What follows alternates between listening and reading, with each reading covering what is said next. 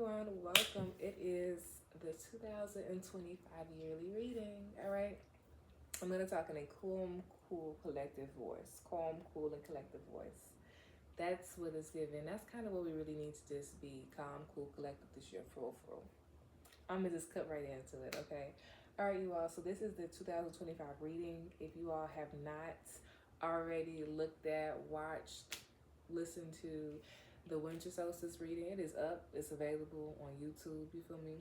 The winter solstice 2024, which is the preview of 2025, is uploaded and updated on YouTube, and the written version will be uploaded to the website, aka the TheeMemoryAstrologer.com. Okay. All right. Come on the website. Come on the website. Come on the website. Okay. Excellent. Perfect. Wonderful. All right. To prepare for this yearly message, there is something going on with lifeguards and beaches. I don't know what, but that was an area of like, not a warning, but I saw flags with it. So flags, spades, alarms, animal conversations, all the things. But this is an avenue that we need to be very aware of. It's just something's going on with beaches, something's going on with lifeguards. Maybe it's a minimum, maybe it's a shortage. But let's keep going. To prepare for this message, please do 4 deep inhales. Slowly exhale. To be open, to be aware, and to be ready for this message. All right, so first things first, that's one of those alarms. 2, when I say let's do those 4 deep cleansing breaths, I saw castles. What's going on in areas with castles? Areas that have castles there. Rick used to have castles there. What's going on there? Also, it could be a secluded mansion, but it uses like a pebble-based foundation. You know, people using bricks. They're using pebble. It's like a, I don't know, it's nice though. It's very nice. Very strong. Very, I don't know, maybe it's a cement-y color, oatmeal color to the driveway, but that's really what I'm saying. We need to be, just think about that. It also makes me think about foundations of our own house, so that is something we need to be thinking about, especially about our staircases leading up to our front porches. I see us with that. There also might be like drainage. I heard drought, but it's a drainage problem with water and like retaining after rain, snow. It's like a moisture that is not being released within the products or within however it's built, the foundation wise of the front stairs, especially if you have like stairs, cement stairs, brick stairs, and all bricked enclosed, or all, no, it's like cement and brick enclosed front porch entrance of your house. Be very mindful about that. Take account into that. Look at all the tears or cracks. Be mindful about that. This is a really good year to really go hard on the foundation of self, and that also means foundation of house. Okay. All right. Perfect, y'all. So it is 1:18 in the morning. Happy December 29th. You all, it's not quite January 1st, but this is a overall preview, so you all can watch this and be prepared for January 1st, one, but also so you can watch it in collaboration with the winter solstice. Perfect.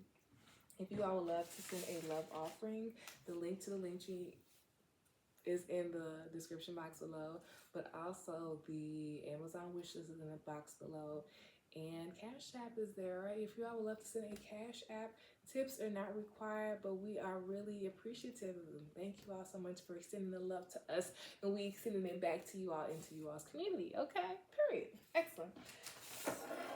All right, you all know the gist. We're going to talk about the ascendant. You gotta tell me the ascendant, okay? Remember, this is an interactive chart. Oh my goodness, an interactive chart. Yes, 100%. But this is an interactive reading. So go grab your chart, pull it up, see what these houses is in. Say, how can I successfully hire now? How can I use this right now? How can I use this information right now to fulfill the awakenings that are happening in my chart? You're like, girl, what do you mean awakenings that are happening in my charts? When these transits is hitting, baby, they're hitting parts of our chart, of our natal chart. That's why it's very important for us to know our natal chart, which means our birth chart. You feel me? When your mama pumped you out that portal, You said, took that deep breath. If you looked around, you started crying, you cried, baby. But whatever you did when you came from that portal into this portal and manifested here on earth, that birth chart, that is very necessary. But also don't forget about your birthday chart, your yearly readings, your birthday readings. Those are activated as well. Don't forget about, what is it called? The time mechanisms that you can use, profections, moon calendars, moon transits, being able to check returns of planets and how they are impacting our physical growth. Okay, let's think about it. How fast does the planets move? And in those cycles, in those arenas, in those time points they give us, what are we doing to work with the planets? What are we doing to work with our charts? What are we doing to work with our yearly chart? What are we doing to work with the yearly reading that we got, or those card readings, or that reading of that divination we got? How are we using it and to take it and to use it to actual practical? That's what it means to use things to actual practical. To use it and say, how can this influence and impact my life right now? And take that information in and take that tea and then to use it for real life. You feel me? Like, people be holding and using and sitting on information purposely, okay? But are you using it? Are you holding it and just savoring it and giving it to your friends and your groups and y'all hee hee ha ha? Or are you allowing people to grow from that information? Okay, but you all know the tea. We have two charts. And you're like, why the memory astrology do we have two charts? We have two charts because I just love seeing the basic chart. Like, what's going on basically? Because when I add these asteroids, I need to know the chapters, the mini chapters, what color notebook that you have on that Tuesday night. You feel me? I need to know what happens once you took a shower and if you put lotion on. What color socks did you put on that day? I need to know that, and asteroids give me that tea. You feel me? Like, yes, I love main character vibes. Oh, wonderful. But asteroids add that those characteristics that I just needed to be able to understand the story better, so we can be more accurate, so we can be more, there's an adjective word, adjective, that's the word I was looking for. Adjectives allowed us to better understand, to better describe our experiences, because they shape us, right? They mold and shape us, minimum, right? So because these experiences mold and shape us, our mind, our perspectives, our movements. Remember how people said how our parents' engagements with us can impact our growth in our relationships within ourselves but with other people? It's that. So there's a domino effect that's happening. And yeah, I'm saying that because of Pluto opposition Mars. I mean, but 100%. I'm saying it so we can be aware of the unfolding events of the stories, and so we can start being aware of how stories are unfolding. Because when we are aware of it visually, you feel me, and then like, okay, and then astrology or our divination or our readings or our natal charts or these conversations we have with spiritual people, or higher consciousness connects with us and we get these downloads, you feel me, the message was passed from the preacher and the pastor, this, you feel me, when all those avenues connect and intertwine, it's useful for us so we can start knowing, like, validating ourselves, you feel me. That's really what needs to be happening, is trusting, but it's really a validation process. To be validated is an avenue of trust, sensitivity, vulnerability that needs to be had. Sing that song. I feel like Candace off of Phineas and Ferb. So Phineas and Ferb is highlighted. And I'm also talking about the fact that she was always trying to catch her little brothers, like, parents, look, these is doing the most. How is these kids doing that? And she was always trying to, like, bust them, but she should be on some, like, dog, big dog, little brother, how you do that? You feel me? Teach me the wisdom. But it's all about how we view it and how we take it in and how we use it to our benefit, right? Right, because as soon as they built those wonderful, fabulous creations, they was gone, right? Exactly. So, first things first, I just want to talk one thing. And the one thing I wanted to say is that I really think that the Ten of Spades is going to come out. And I also think this is just like a very heavy spade, clubs, diamonds, heart message. I think heart is really the savior. And I mean, we're growing heart. So that's really why I'm saying it's the savior, y'all. All right, y'all, but let's let's be tea, let's be ready, let's be turned, okay? Remember, we don't read astrology as a shame factor, as a, oh, so-and-so is doing this to bully you, and are you going to back down, or are you going to beat them? No, it's not any of this. For us to know so we can move forward. You feel me? Like, sometimes we need to know, understand how to lock in, understand how our ops is moving on us, so we can understand, like, all right, like, yeah, this is a psychological warfare that's going on for us to prepare our mind for battle. You feel me? Like, people be thinking everything ain't physical. You feel me? A lot of things be mental. And are we prepared for battle? Are we prepared to walk out of our already safe environment to environments that's not controlled by us? You feel me? Things that are outside of our control. And it's a lot. I really just feel like I'm off on the tangent of like multiple conversations that all relate to the bigger scheme of things. And this is really going to relate when we start talking about the impacts of guides and how you can use them to like shape the individual mind. And we will really be going deep, okay? Period. Okay, y'all. So y'all know the tea. I got a little pen, so we tea here for real. But I really think this is a spade message because Cancer, right? Cancer, Midhaven, baby. Stalkers is Cancer. Okay, but let's talk about the ascendant. Okie dokie. So the 12th house is, where's the pen at? Virgo. This is Virgo. You feel me? Okay. This is one sign, okay? The ascendant is this sign. The ascendant is the sign after Virgo, okay? But is right before Scorpio. Excellent. If you watch the winter solstice video, that is really the helper. If you did not watch the winter solstice video, this is a really good time to test your astrology knowledge, okay? Especially on glyphs. Glyphs are super necessary, especially for learning symbols in astrology. You're not going to always have, all right, instead of saying Jupiter, they would just have the glyph, like that 24. Come on, be serious. Like, come on. So, I'm going to give us 2 seconds, okay? 1, 2. So, let's look about this. Since this is Virgo, and what comes after Virgo? Libra. What comes after Libra? Scorpio. And that's how we know that there is a scheme of things if we ever get lost or whatever the sign is, okay? So, Scorpio has a little, I love this. It's like a little tail. But I also... I'm not gonna get to the glyph. I just really like this, the aspect of Scorpio because it looks like Virgo, okay? I love this. Both have a M effect and then it's been at the end. 100%. But I love Libra, okay? Libra is a scale aspect.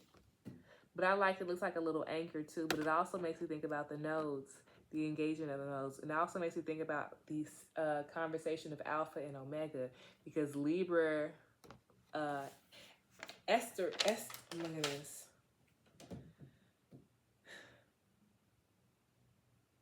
Y'all, I cannot say esteric. I can't say the word. I can't. But occultly, Libra is very much connected to that.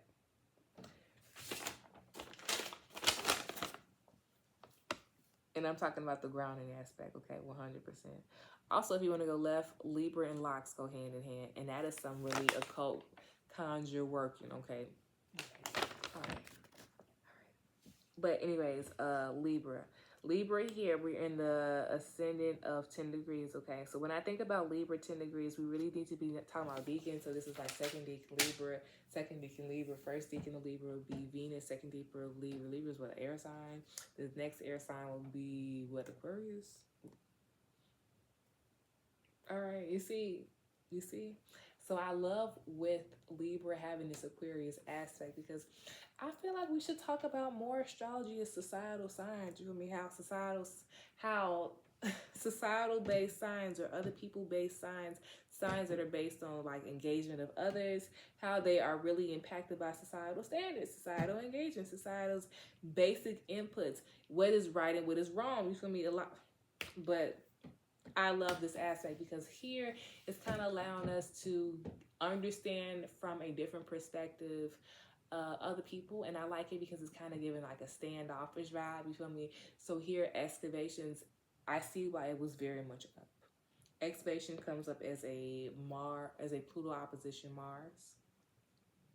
But here it's kind of given, we need to be very much mindful about the signs Aquarius, Libra, Aries, Leo.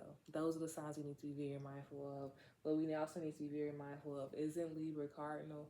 All cardinal airs, all cardinal signs. So Libra, Aries, Capricorn, Cancer, those people, arena signs need to be very mindful of.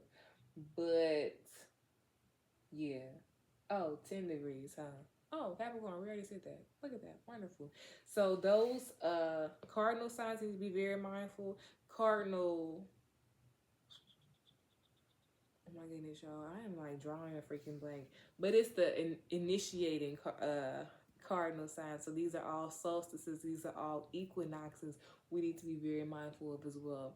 And solstices and equinoxes are useful because it's allowing us to tap more into the electronic engagement that the Earth has with other planets in the outside source. So I think this is very beneficial. This is really teaching us how other people can impact us. Other people can silently impact us, even if we're like aware of it and not aware of it. And that's why societal engagement is so necessary of like unschooling, unprogramming, so we are aware of how our society, how our environments, how our communities, how our cities, how our states, how our laws, how our parents' mindsets, how our caregivers' mindsets, how their people mindsets, how people who come from those areas, how they have been ingrained within them, how they've been ingrained and passed on within our family and our generation, but how they impact us as a person minimally. That's what we are supposed to be initially understanding this year. So that's the approach we're going by. The approach, or the ascendant, the reason why we look so hard at the ascendant is the fact of the matter is this is the approach that we need to have this year. You feel me? Yes, your birth chart. Yes, your natal chart says that you have a Sagittarius rising. Yes, your natal chart. Yes, your birth chart says you have an Aries rising, a Virgo rising, a Scorpio rising, a Taurus rising, a Gemini rising, a Cancer rising. Yes, they say all these wonderful, fabulous aspects, and those are things that you are going to need to embody in a lifetime. But with transit ascendants, it's very needed and useful for us to understand what in the moment, what in this year, what in this lifestyle, what in this moment do I need to understand to live and survive? And that's what I like to tell people, the glory of Pluto. Like a moon Pluto allows us to go through surviving, but when it becomes a Pluto moons, we can now get to understand the aspect of like, but why did I have to go through this to survive? What aspects of survivability did I pick up? So some people might, I really get a really good aspect of surviving is like, you might think that your parents didn't give you the love that you needed, but they gave you this, they gave you that, they gave you this, they gave you that. You feel me? They provided in you in other ways, but because it wasn't the ways you seen or you deemed fit, we may feel angry and upset with our parents, but we probably need to start stepping out our shoes and seeing what the bigger scheme of things that they had to experience to give us to give us the life that we had. You feel me? So it's kind of like a feeling upset, angry, misunderstood, and then it's like a growing aspect of learning the bigger scheme of things, but it's kind of like a hurtful feeling, recognition, like aha moment. So these are all aspects that we need to know, we need to be aware of, okay? So from that, the ascendant ruler is Venus. So we're going to look at Venus off back 100% because that is an avenue, that's the ruler of, that's the ruler of Libra, right? But we also need to look at the second deacon of Libra, which is Aquarius, which would be Uranus, and also Saturn as well. Savior, 100%. I really don't want to get too much into this chart, blank chart, because then I won't get into the other chart as much. I'm not. We need to use our time wisely this year. We need to think about everything we want to encompass and everything we want to do, and how can we do everything we want to do to the best of our abilities. You feel me? So think about using your time and energy wisely. That's the main go-to, okay? So I think this chart eats. Okay. The only things that we need to be very mindful of is that 2018 is highlighted. 2018 is highlighted. 2018 is highlighted. Y'all, we finna put that chart away and get into real hitters chart, okay? Y'all, I'm not gonna cap. I printed the chart today around, I woke up around like 10, 11. So, printed the chart then, been working on it ever since then. So, we gonna read the chart. We're gonna read what's going on, okay? So, I probably won't always put it up to the here because I write in chicken scratch, and also I say basically anything on here. So, I have kind of no filter. But the ascendant on here is 10. It says Uranus is in the deacon. It's in because it's deacon 2, and on the ascendant it's the south node, and it's not really on the ascendant because it's a 10-degree separation from 0 to the ascendant. But I like for us to talk about things that are before the ascendant because this is like some knowledge that we can basically pull down. You feel me? Beneficial knowledge, okay? So Libra 0 degree really just allows me to understand that there is a paradigm that's being awakened, or a paradigm that is here, and it's up to us to be aware of the paradigm, okay? So how has the paradigm of society, how has the paradigm of other people have impacted us? And you're saying, girl, what the fuck is a paradigm, okay? Paradigm, we can talk about, I almost said Scooby-Doo. What's going on with Scooby-Doo? I was going to tell you about Steven Universe, and I was going to tell you about paradigm, to be honest. So we probably need to look at that aspect, that gem, and why it's useful. But I know it's for focus. That's one aspect, but paradigm. And that makes sense because all this freaking Leo, and that's really funny. But ain't that the one for August, the gemstone? So August is highlighted here. But back to what we were previously saying about 0 degree Libra. How has other people's paradigm shaped us? Other people's paradigms is thought processes. You're saying, girl, other people's thought processes ain't shaped me. And I'm saying, wrong. Second semester, second grade year, spring semester of second grade year, that is the start of when validation of other people outweighs the validation of our parents. Being accepted by our friends, our friend groups, being liked, being adored, being taken in by our peers is, you feel me, it's getting gratification, you feel me? So here we are not really vying, but we are learning acceptance. Here we are learning to engage with other people. Here we are learning what is acceptable and what is not acceptable, okay? So here we're also growing and gaining our own independence. Right, excellent. So here, this is a very necessary time for our parents to be in our lives to help us think about what type of friends we want to, is this the type of friend we want to be? The type of person we want to be, you feel me? Is this the type of people we want to attract to ourselves or connect to and collaborate with? Those thoughts, 100%. But with the South Node being in the 0, right on the ascendant, this is like an ability for us to recall previous lives, previous engagements, previous years of how we have already moved, and to allow us to use them. Because we can recall 0 is the child and the adult all at once. So we have the ability to recall information of previous aspects to basically use them to our benefit.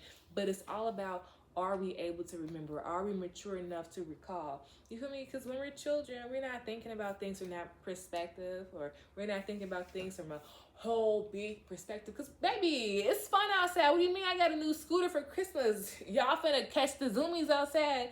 Like, hey, my friend said, can I come outside? I'm not finna think about politics. I'm not finna watch the news. Girl, what? What is that, seriously? Okay? I'm finna put the cartoons on and play the game. Mama, you making nachos for dinner, right? Right. So here, there's an aspect of us kind of like, I don't want to say fighting with our inner child, but there is an aspect of us like a misunderstanding of responsibilities can really come up. Also, wanting to escape responsibilities, not wanting to do things, not wanting to... And it could just be because, lack, fear, not wanting to, not feeling ready, unsure about what that really looks like. Maybe no one has ever done anything like that before. Maybe you've never done anything like that before, and it's a new experience. And, I understand 100%, but that is the level and aspect that we can use readily, and it's available at our fingertips. And I think that's something that we have to be mentally aware, mentally, aware. So that sun, and I'm talking about mentally aware, is like, you feel me? Like, how can I use it to my benefit? Where have I been through a previous situation like this and call on previous knowledge? You feel me? If you're not in if you're not in that mindset, you feel me? No, no. But this is an area for us to grow, to be in that mindset, to call and to use it. That's why we're having this conversation, okay? So you can use that zero to your benefit. But it also is letting us know that we have the creative passion and expressions deep within ourselves that we have to deeply find. That's literally saying that Libra zero, if this is allowing us to deeply journey into ourselves because of our engagement of other people. So once again, paradigms of other people shape us. Because like, wow, so-and-so can play the piano and do this and do that, do that, do that. I wonder what can I do? I wonder if I can do stuff like that. You feel me? You start getting into little things that you like to do, and then you have friends who do similar stuff. You feel me? So you are growing your ability to differentiate what you like, what you don't like. You feel me? You growing your ability to connect to similar people. I don't know. That's a lot of growing and understanding of other stuff, of myself from other people. But also, there's a level of competition we need to be very, very mindful of with Libra here. Okay, there's a level of competition, as in me versus I, better than, like a competition. So and so was better than me. Competition of Comparison cannot help us. Comparison is not useful. Comparison is not helpful of our growth this year. That's going to actually hinder our growth this year. Not help us, but hinder it 100%, okay? So these are aspects I needed us very much know about and to be aware about, so we can use them as our benefit, but so we can, call on it. Hey girl, you feel me? I did have that coupon for jewels and it's $15 off, and my cart is $30, so I really only paid $15. That's a stain right there, baby. And you were able to recall that because you remembered it. Stain 10-4. Ascendant is 10. So once you understand, once you have the clarification and understanding, the awareness, then you can move. But that's also saying Libra 10. How do you lock in? What does it mean to lock in? You feel me? Also, it's giving when you're coming back up, we can be really scared about the coming up process. And you're like, what you mean coming up process? Okay, I'll give you a really good thing. Libra, we were just seeing cardinals. And we were saying how, I was saying initiatory facts of cardinals, but they are cardinals. That's the things with cardinals that they initiate.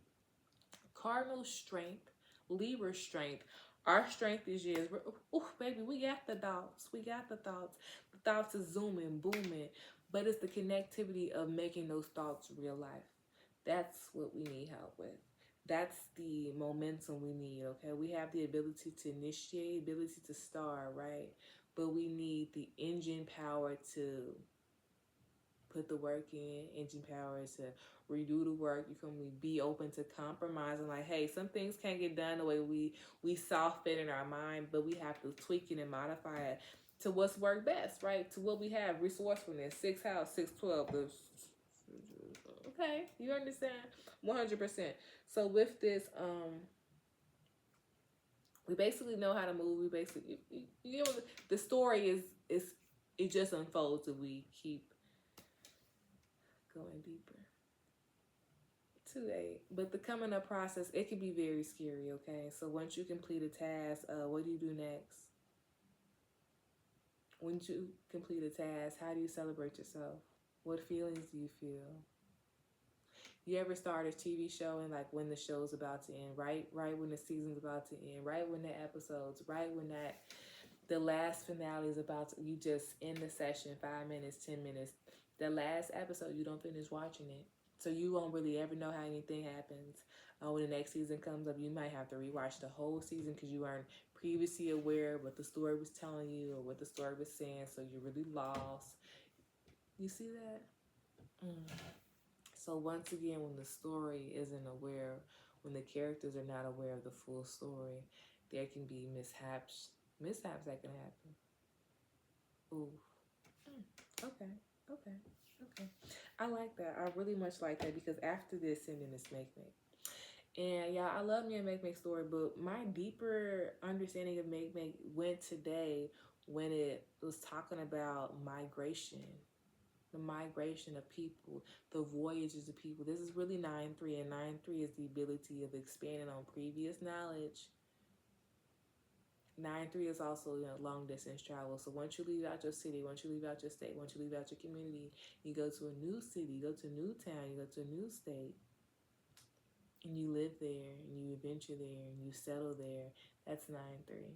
Migration is a lot of 9-3. But make story, they only talk about the Easter Islands, but never talk about how the Polynesian voyagers story is the story of make. You feel me? Give them some credit, okay? Give the story of voyagers way more impact than people's knowledge and search for wisdom has attributed to the whole growth of not just one individual, not just like the community that person is the spiritual community that people are. No, it impacts it impacts how everybody in our whole little area, everybody in our whole little community, everybody in our whole little native environment grows, connects to source, connects to divinity. But this also make story allows us to individually understand the creator's connection to self, to ourself, individually. Individually. The make test is here. So it's letting me know that we are all journeying. I watch the birds in the Easter Island. I watch the birds in Hawaii. I watch the birds in New Zealand. And I watch the birds in the Easter Islands. Watch the birds. Watch the migration of people, though. There's a seasonal migration that we're really not paying attention to, like tourists or something. But yeah, if we watch that and then watch how the environment engages, prepares for the engagement of the people, the tourists, watch that. We need to very much watch that. Heck yeah. It's giving. I'm not talking about it. I'm not talking about it. But yes, make. I like that. We're on the make store, which means we're all on the quest for knowledge. We're all on the quest for all these. We're all leading our community. We're all leading our village to journey into wisdom, and that means we have to use the wisdom that we are equipped with. Second house. We're about to be in the second house right now. We have to use the knowledge that we are equipped with by our generations before us, to use it as a stepping stone for our process and our path to keep going into the world, but more so to journey with that knowledge and that wisdom, attain what we need to have, and to bring it back. And it's letting us know it's a dangerous feat. It's letting us know it's not easy, that we have to leave our comfort zone, leave our environments, leave our communities. 3, move into expunge out into uncharted areas. Go to the highest point. That means we have to call on perseverance. We have to call on determination. We have to be able to journey and cook our own food. We have to be able to talk and to take in the conversations of the nature and the environment, so we know what is safe for us and what is not safe for us, right? We have to be able to protect ourselves, because anything is out in the world. Anything is out in these uncharted territories and environments. How do you know what to prepare for? How do you know what to have on you? Right. Excellent. So here, there's a necessary aspect of us to take heed of the information that has came before us. Take heed of the wisdom that we have learned from our generation, our caretakers, our people. Nepotism's up. But take heed on the previous information that we learned ourselves. It's asking us minimum, are we checking in with ourselves every year? Are we just willingly going through the year, be like, yeah, 2023 was a blast. Next year, well, 2024, I really can't tell you, no goods, no bads, but next year I got you. But what are you really taking in? You feel me? Are we just walking through each year like a zombie? Wasteful. How is that impacting the growth of our people? Or how is that impacting the decline of our people, of our mindsets, of our own individualized growth? Because from that, it's Lilith. You feel me? I'm being real with y'all. Like, we need to be aware of all these aspects of ourselves. You feel me? All the aspects of ourselves, going through these processes, all these aspects of ourselves, completing these processes, all these aspects of ourselves, making sense of these understandings. You feel me? So we can use it. You feel me? Lilith here, I feel like a lot of people try to say, like, you know, the jealous people, you do attract people, jealous people, and all this other shame and all this other wonderful stuff. But I think Lilith is untapped into psychological sensitivities that we don't even, you know,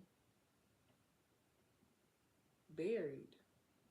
When things buried like that, would we not act a certain way? But this is also letting us know that when we are engaging with people, we can engage in a lot of jealous behaviors. A lot of, it's kind of giving childish reaction. We react, it's kind of like baby. It's giving kind of baby. Wham, wham, baby. And it's okay. I love when little babies cry. It's so cute when we like reenact those hurt moments in our grown body and our little kid self enact that. It's so adorable to see that in real life. But what are we going to do in that aspect? How are we going to keep listening to it? You feel me? When those situations happen, are we just gonna keep reacting like that, or are we gonna pay attention to, like, you know, damn, like, bro, where that come from? You feel me? When this stuff keep happening, I keep reacting like this, and it keep making me move like this. Are we paying attention? Are we asking ourselves those questions? Are we having those deep, courageous conversations? You feel me? We want everybody to have deep, courageous conversation, be trust, be vulnerable with us. But are we willing to do that to ourselves? 117. Are we willing to do it to ourselves? Because we can be expecting in relationships. Cersei. Wait. Juno.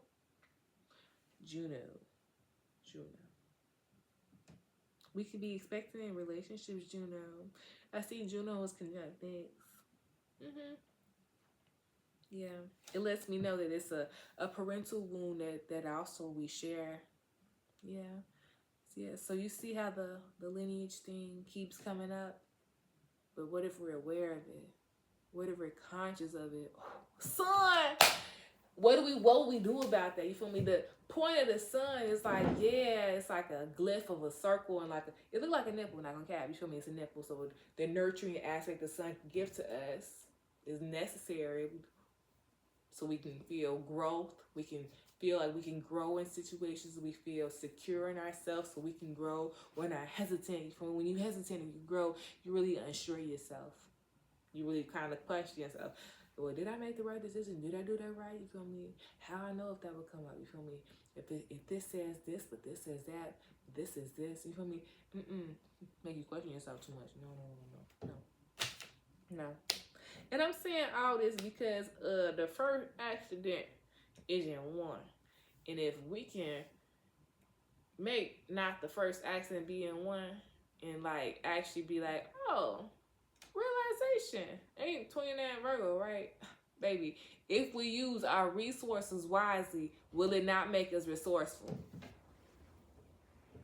If your mama say, I teach you how to clip and how to save money with your bills, and you stop clipping and saving stuff with your bills, you say, Mama, I don't understand what's going on with my money. And she said, baby, did I not teach you how to be resourceful? That's that. It's not listening to the previous information that was previously given to us. So now we got to go through the lesson and learn it. By going through it, by physically experiencing it. Then we just say we ain't got to physically experience things. Okay. First accident. Because it's an overgiving, an overcompensation, and not really aware. And you're saying, what do you mean? When we're talking about that cardinal, yeah, Libra is a cardinal air. Baby, it's cardinal nonetheless. Fire is cardinal. I don't really care. Cardinal is fiery. It's fiery. You need the ignition. You need the stamina. You need the mindset. You need the gumption, baby. You need it to start to initiate things. Yeah, you feel me? When you want to start up your car, you don't hear vroom. You hear vroom, vroom, vroom. You hear that? You feel me? You hear that, baby, when they be like vroom, vroom, vroom. You hear it. Yeah, you feel it, right? Vroom, vroom, vroom. Right, right, right. Okay. I need us to be very mindful of our own fires, our own engagement with our fires, our own engagement with our passions, our own engagement with our sexual energy, our own engagement. Because Vesta, we could talk about that Vesta things with that sexual energy. That's clubs and diamonds. And we're talking about that primal energy. We're talking about that fire that raises up, that kundalini energy. We're talking about that mental fire energy. We're talking about clubs. We're talking about our desire to search for knowledge and wisdom. We're talking about that clubs there. We're talking about that ability to awaken and to see our own self-importance, our abilities to have good self-confidence and good self-esteem, to be regulated and grounded within self, to have a good connection to our womb, to listen to how our body is communicating to us. Our reproductive system is highlighted here. Vesta. We can burn out ourselves, and when we burn out ourselves, we're burning out our it was saying lymphatic system, but I was really talking about that fire, that internal fire. That means we can get sick. That means our immune system can be a lot. I would say in Conjure they say spicy warming works. Warming works is up this year. Warming works. Find out what are warming herbs. Okay, I know people. My favorite things when people talk about warming herbs, they always love to talk about like hot toddy. I love that, but that's not what I'm talking about. We're talking about fire cider. Warming works. Okay, what are all warming works? What are some plants that are warming based?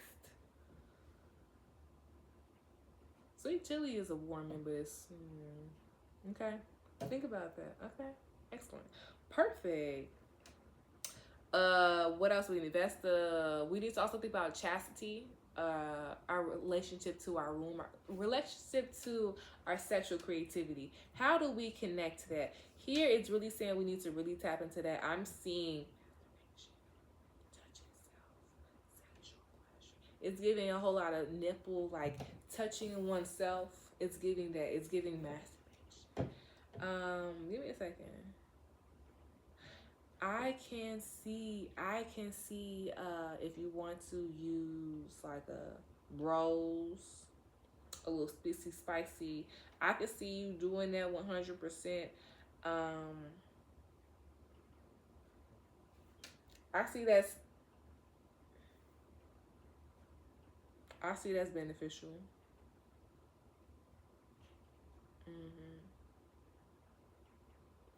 It's something here about like talking about that with your sexual partners, and it's kind of they don't like that, but some of them do. So I would just keep it to myself, baby. I would just keep it to myself. Second house is Haumea, but on the second house is Vesta conjunct Haumea, and I like that because if we are very much attuned and aware, we can pick up the conversations that the universe is connecting to us, especially the environment, the water, the air, the sea creatures.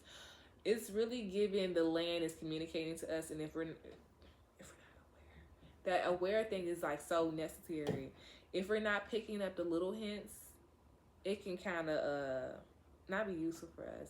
And I think it'll throw us off aware-wise. This is allowing us to be more observational. I like a good Haumea story 100% because it's your connection to the creative source of self, creative source. So Haumea is a creative God. I also like her because she talks about shape-shifting. So this is really teaching us the many aspects about how the creator moves and shifts and how it communicates with us. That's really what we're going to be learning. And that's why like all these conversations is like repetitively the same thing. It's so we can be aware and taking all the information to our benefit. Yeah, I'm not gonna cap. I got some tea on how to like finesse everything for us. I really don't ever want us to fail. Like I don't. So once we get to the little areas, y'all, I'm gonna stop and do my little debrief. I'm gonna be on my quail, you feel me? But pause. What I really wanted to name this is the Ghost of Christmas Past, because Once I get to the 12th house and I tell you that the real tea is that the Savior is the hi. You will be visited by 3 ghosts of Christmas past, 3 ghosts of your life past. Every ghost will bring you each knowledge, but every time you hear a ding, and the ding is, I have the tambourine that's all the way over there though, and the ding is, ding. The ghosts will come and they will show you your previous experience and take you there and have a conversation with you. So every time anything dings, 10 of spades, a new experience, a memory, you are going to be jolted into an experience. It's a highlighted experience, and that is why this story is being visited by ghosts of Christmas past, because their previous experiences, previous lifetimes, South Node on the ascendant, that we can use to our benefit if we're only aware. And this really highlights A Christmas Carol. And A Christmas Carol is a Neptune moon story of a man who probably like a moon Neptune, growing faith, you feel me? But it was probably like Saturn moon too. It was Saturn moon, huh? Christmas. Yeah, that makes sense. Bah humbug, Saturn moon, you feel me? So I totally understand. Totally understand. So Scrooge is highlighted. The Scrooge aspect is highlighted. This giving Capricorn 10-4, it's giving determination, it's giving leadership. All of that is very much highlighted, 100%. But Haumea 3, that's the voice of God, God's communication with us is necessary for our survival. It's necessary for us to grow our own trust and faith in our own intuition. That also says that our intuition is very highlighted here.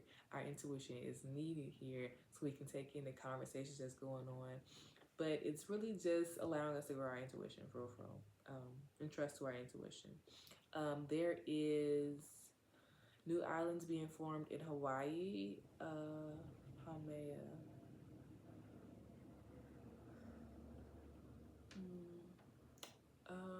It's a Pluto opposition Mars, so I can see. Is it Mars retrograde? Okay, yeah. Explosions of volcanoes. It could be like internal explosions. I really don't know, but I know explosions are here. And I know that from this new land is being built, is new land is being formed, new land is being created. But here, it's also, y'all, I'm gonna get deeper into this, but this is the beginning of the Venus trials. Hama and Venus move very similar, 100%. Here, Haumea, I'm trying to think. She's a child birthing, fertility creator goddess. She also goes by the name Papa. And I think that's very wonderful, because that talks about the shape-shifting aspect of herself, but that also talks about the dual perspective of who she is. You feel me? The ability to be, to initiate the intuition with the ability to bring things to life. So that's saying the force that we are growing and building of our own intuition, trusting our own intuition, but this is also allowing us to trust higher self, trust higher consciousness, trust outside of representations of God. Here, there is conversations about childbirth and like the exiting process of like the child vertex and coming out. That is highlighted here very strongly. We need to be very mindful about that this year. We need to watch the news about that this year, 100%. Yeah. But I feel like people do like a whole process of like, once you get pregnant, and think about how the pregnancy, like that, the pushing out, how can you prepare for that at the beginning, okay? So that is a necessary conversation. And I think we probably, healthcare, that needs to be like expanded on 100%. But with that, Scorpio, Haumea and Scorpio 3 degrees. Also in the second house, we have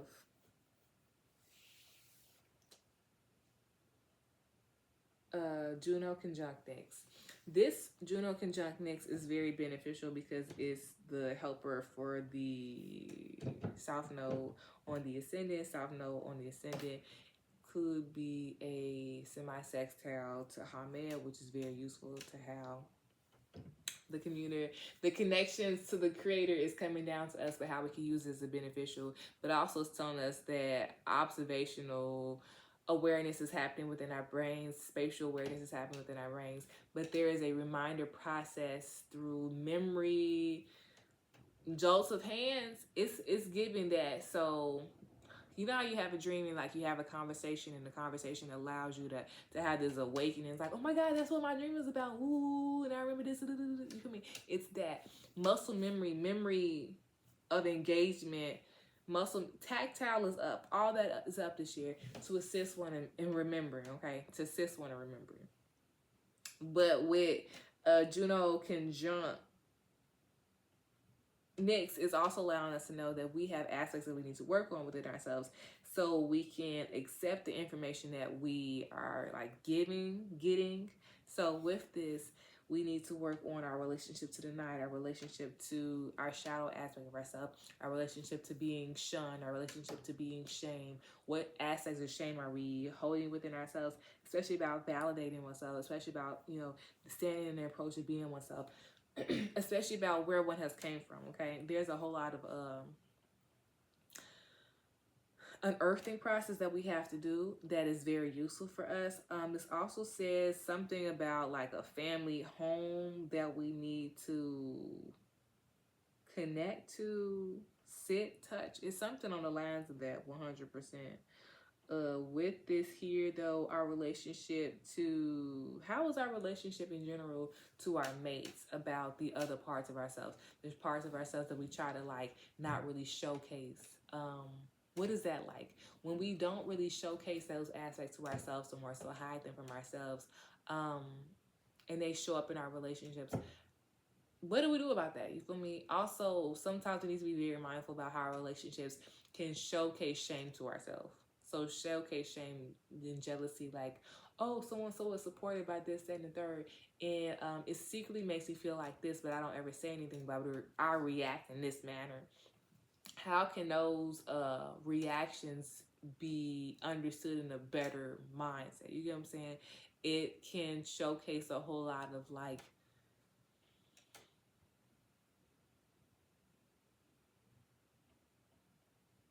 it's giving misunderstanding, but the misunderstanding is more so like miscommunication. 100%. 100%. So there's miscommunication within how we say things, within how we respond. And that's an avenue that we need to learn. This is a emotional regulation that we're learning 100%. But the emotional regulation that we're learning is the beginning process of the going down. So we were just talking about how the going up process, how the right before we get up is a hard part for us. But what about the going down aspect? You feel me? The learning to trust other people, learning to be vulnerable to other people. How does that make us feel? What does that look like normally? How does that normally show up in our family? How does that normally show up in our lives? And how do we react? You feel me? What are we going to do different from that new game perspective that we're talking about this right now? You and me talking about this right now. How are we going to use this to our own benefit? Okay? And with this is very useful because our shadow can be just parts of ourselves that other people didn't like about themselves. So it made us dislike ourselves 100%. So here we can really use this as an aspect of like regeneration, to use those parts as a method of gaining clarity, to use as a superpower. You feel me? So you can like, I don't want to say summon how those parts made you feel, understanding for the purpose of what happened, not use those feelings as like shame and anger and hurt and yes, hurt, and to reuse those feelings, reignite those feelings into transform into another feeling. So hurt can be transformed, or pain can be transformed into some type of art. So how are we going to use those feelings, those harsh feelings, into transforming into a more beautiful aspect? It's giving Pluto Venus. Girl, where is Pluto at? That's some Pluto Venus conversation. That's a Pluto Venus thing. Where's Venus at? I'm weak. I'm weak. So I like Pluto Venus. I think Pluto Venus is a wonderful aspect for art. Here, the shading won't be as dark because it's in the same house. It could be an accident. That's why we're having this conversation. It's a ha ha he he conversation. So I see why we're saying Pluto Venus, but 100%, I think we should get into coloring this year, especially like shading. I wonder people gonna be doing more when they do house renovations. Are they gonna be doing more outlines of like on certain walls? You know, people do like just outlines of a wall, like paint a ceiling. You feel me? It's an outline. It's giving that. I would pay attention to that. Okay, yeah, pay attention to that. But yes, I like this 100%. I like this 100%.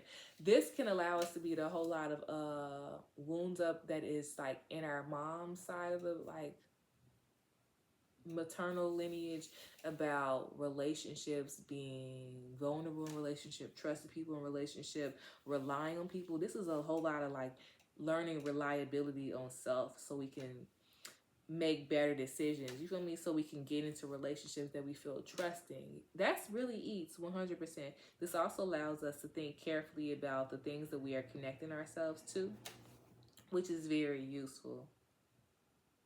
So I like that. But the opposition of Scorpio is Taurus, and in Taurus it is Priapus 9. And let me see if it's opposition anything. No, if Haumea was just 6 degree, it's a 6 degree orbit opposition. But the 6 degree orbit, I would just tell you that, I'll be mindful who you talk to, hee hee ha ha at work, especially who you hee hee ha ha at work can hella be gossiping about you to other people. So yeah, I would just very much think about that. Your friends is probably not their friends type of thing. You don't really know who they rock with. And that's why I need us to be very mindful. You do not know who your people at work rock with. And that's a really good aspect to know and to have. That's a really good aspect to have a good boundary at who you hee hee ha ha with. Everybody is not your friend. Everybody does not need to be close and personal and vulnerable like that with everybody. So I would just be very mindful. Pay attention closely to what everybody is saying. Don't really do a lot of talking while you're at work. Just pay attention because people can very much use that as a beneficial to like shut you up type thing. People can try to like outwit you at the workplace. I'll be very mindful about that. Taking in people who try to play like outwitting games like that. People play outwitting games like that. I just know that you're kind of like a lame. That's really lame behavior. When people play 9-3 behavior, it's job. Jobs is 6-12. Why are you playing 9-3? 9-3 is like higher education, higher wisdom, higher learning. I'm the supreme. So if you're such a supreme, you feel me? Why aren't you using that knowledge and wisdom to help people? Because that's the true engagement with 9-3. If not, why are we abusing it? You get what I'm saying? So it's a overcompensation of energy. So it makes you really wonder. It makes you really think. You feel me? Are you equipped? Are you knowledgeable? Are you ready? Are you mature? I'd be very mindful about that. So yeah, listen closely to everything everybody is saying. Watch the actions of people. Words and actions are not lining up. Hella.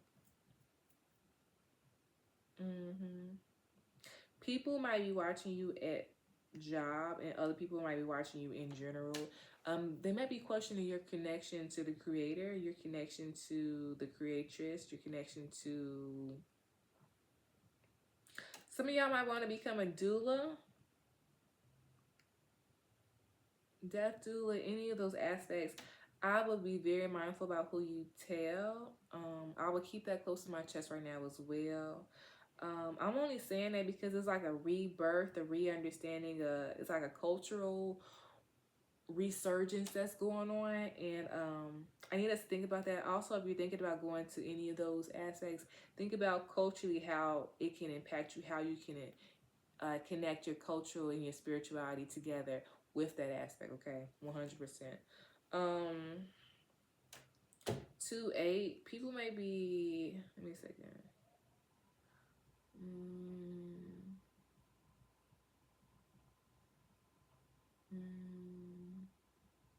Yeah, be very mindful about people's hidden motives, especially people who you are like in relationships with, who you want to connect with, people who job. Okay, say for instance, when you connect to a job, that's 7, okay, but the your coworkers at that job could be 8, right? So be very mindful about who you connect with, who you relate to close personally. I just really see that they're like you don't really get the it's a full picture we don't really know about. The only way to out finesse your ops, your haters, is to outthink them. Think bigger picture, you feel me? Like don't do low blows. Do high blows. And high blows can be I love when people say, you know, you shouldn't say things like, oh, that person is so stupid. You can say things like, you're always chasing the dictionary, but the dictionary is never chasing you. You feel me? Things like that, you feel me? Things like that. We need to think about witty ways of like moving through situations and not allowing them to physically impact us, but to see like why they are engaging us and just move on, move through it. Because whole time people really need you to react like that. It makes them feel valued and motivated. It makes them really feel powerful. But yeah, not power. Okay, excellent. Yeah, we're gonna keep going. Here though, something that really needs to be highlighted is the relationship tonight. And with the relationship tonight, I'm also talking about your relationship to your dream world, your relationship to bed, your relationship to sleep, your relationship to night in general. Like, how do you move in nighttime? Are you terrified in the nighttime? You feel me? If I turn off the light in the living room, you turn off the light in the basement, are you gonna run up the stairs? You know what I mean? How comfortable are you with nighttime? You feel me? Because a lot of times nighttime is a time where you can't really always see because lights, minimum lights, the sun not out, and there are things, senses that is highlighted up. What's the word? Highlighted, heightened. Senses are heightened, so now you have to really use your senses in the night. So that's an area that you have to get used to. Is senses. How do you connect to your senses? How do your senses connect to you? And what did the senses mean when this feels a certain way? When you feel this, what does that mean? This is an avenue, an aspect that we need to learn to get better control of, better constraint of. But also, this is very useful because our intuition communicates with us in many different ways. Our stomach communication, our thought communication. Scorpio has a whole lot of like belly, already know. Scorpios also have this thing where they can sleep. Scorpios is really raw in like relationship, divination, and like relationship psychic. Raw.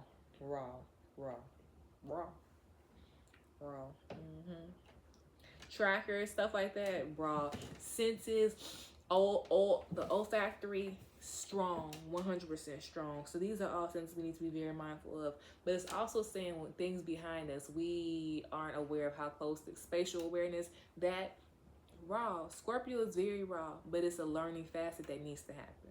And with the learning, understand that Scorpio is a deepening. You have to go deep. You have to go under. You have to go under, which means there's minimum light here, which means it's minimum avenues that you've been there. So now you have to learn how to use fire, right? You can't use too much fire in some arenas because it might blow out, right? You might walk too fast, it might blow out. So there's an avenue of learning to walk with the senses, learning to walk with the fire, learning to walk with all these things that you're carrying, all this knowledge that you're carrying, and to use it intertwiningly in the moment. You feel me? Continuously. But this is also highlighting mining. So something is going on with mining, something's going on with drilling, something's going on with like some cave excavations going on. I don't know, but that's highlighted. Hella. All right, y'all, we're almost there. We talking about Nyx already and can get in a relationship with her, where we're seeing how dreams, you need to be very mindful about their dreams. Here we have Sagittarius in a conjunct Sagittarius in the 3rd house, which means that spatial awareness that we were just talking about is useful. The spatial awareness allows us to grow our awareness of like how close things are, how tall things are.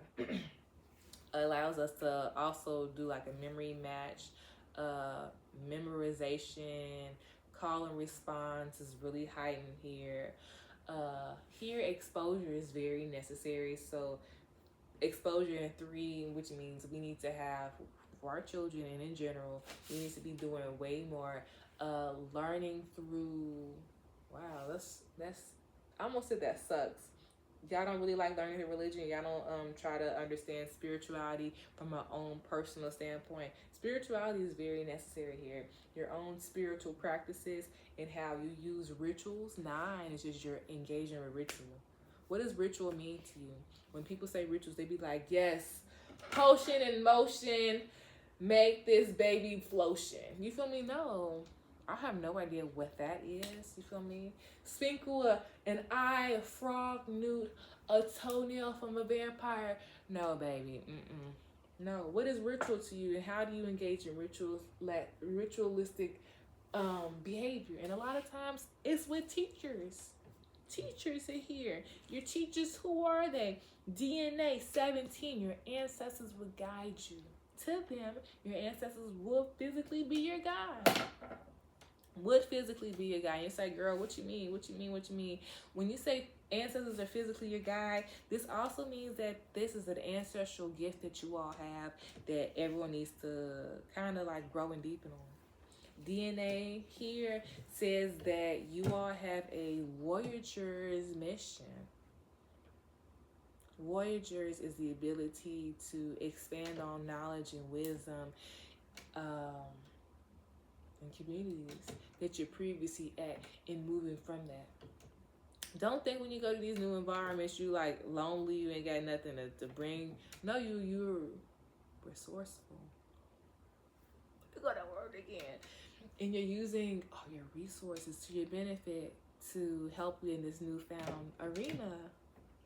This newfound, unadventured, uninhabited, never explored arena. Wow. So by going deeper, by journeying to new new lands, by uncovering, it wasn't just beneficial to self. It didn't just allow self to call on their own personal strength. It allows self to grow faith. It allows self to grow ritual and understanding of what it means to move, what it means to have a practice, what it means to have a physical schedule, and what its impact. What I like about 9, also about the ancestral thing, 100%. Ancestral conversation is here. Premonitions is here. Your ancestors leading you, consultating you, and conversating with you through prophetic dreams is up. Prophetic dreams really runs in your family. Y'all, I literally just heard somebody just down the hallway, and there's no one down the hallway at all. So that's what I'm saying. Confirmation right there. Confirmation right there. And it's such a confirmation, y'all. I got my hair is standing up on my arm. Oh, let me see if I can find it. Oh my God, can y'all not see that? I ain't got a lot of hair on my arm, no cap. But actually, wait, can y'all see that hair? Yeah, this hair is standing up on my arm. I ain't got a lot of hair over there. Let me see what's up here. Dang, I ain't got no hair, but y'all, pay attention to all the conversations, all the minimal, small aspects, okay? But yeah, prophetic dreams is up. Have to decode the dreams. Have to decode the dreams. Have to decode the dreams. Here, there's a silent thing of messages are coming to you, and yes, intuition. But there is a process of understanding them, and the understanding is, baby, it's decoding them, because they come to you like the grass is purple and the green is blue. When you mix the colors together, it is me and you. Meet by the lake. What? What do you mean? What do you mean by that? What do you mean by those colors? And now you have to start understanding, what does this mean? What does green stuff mean? Should I be paying attention to things that are green and blue and purple? So these are areas that are highlighted for us to pay attention to, right? right. So with Sagittarius being here, remember that you can also go to people. You can also have readings. You can also incorporate divination to help you with the decoding process. It's not here for you to do it alone. Like, fuck, I'm doing this all alone. I ain't got no help. These people not really here. You feel me? Where I'm getting these messages, baby. I'm going mental. It's delusional. What's going on? Wrong. Wrong. But I gotta be real with you. I gotta be T. I gotta be real, right? I gotta be 100. I gotta be 10 toes. DNA Morpheus here is literally letting me know that that's something that runs in the family. Prophetic dreams, the ability to see the future, the ability to have longevity, awareness. Opposition, Jupiter retrograde, Cupid retrograde. Now the story begins, my love. Venus stories. Venus, Haumea was like, baby, it's the shapeshifter. This is what's going on with the T. This is what's going on with childbirth. And now it comes, okay? The Venus test, the Venus trials is here, baby. I'm T, I'm lit, I'm feeling the taps. The Venus test, the Venus trials is here. I wish you could see my arms, y'all. It's here, and I think it's 3 or 4 trials. The trials involve Cupid, aka Eros, but I really think Cupid is a higher, like you know how you have like a low vibrational and a high vibration. I really hate those. You know what I mean? Because baby, Ixion is a savior this year, and we can use it as a beneficiary. Yeah. So yeah, y'all, I'm like really running off of like multiple thoughts, so I'm so sorry, y'all. But yeah, prophetic dreams is hella up. Here though, it's kind of, we need to be very mindful about the delivery of the messages. Okay, so once the message is delivered to us, yes, we understand it, but there's an aspect of us like, oh, that's what I wanted to say. The story starts. The Venus trials. Here with, it was like an ancestral, a family conversation of like prophetic dreams with Jupiter retrograde and Cupid retrograde. Y'all know the story, right? It's psyche, Psyche, psyche, the psyche, the mind. It's the mind. It's Psyche's fault.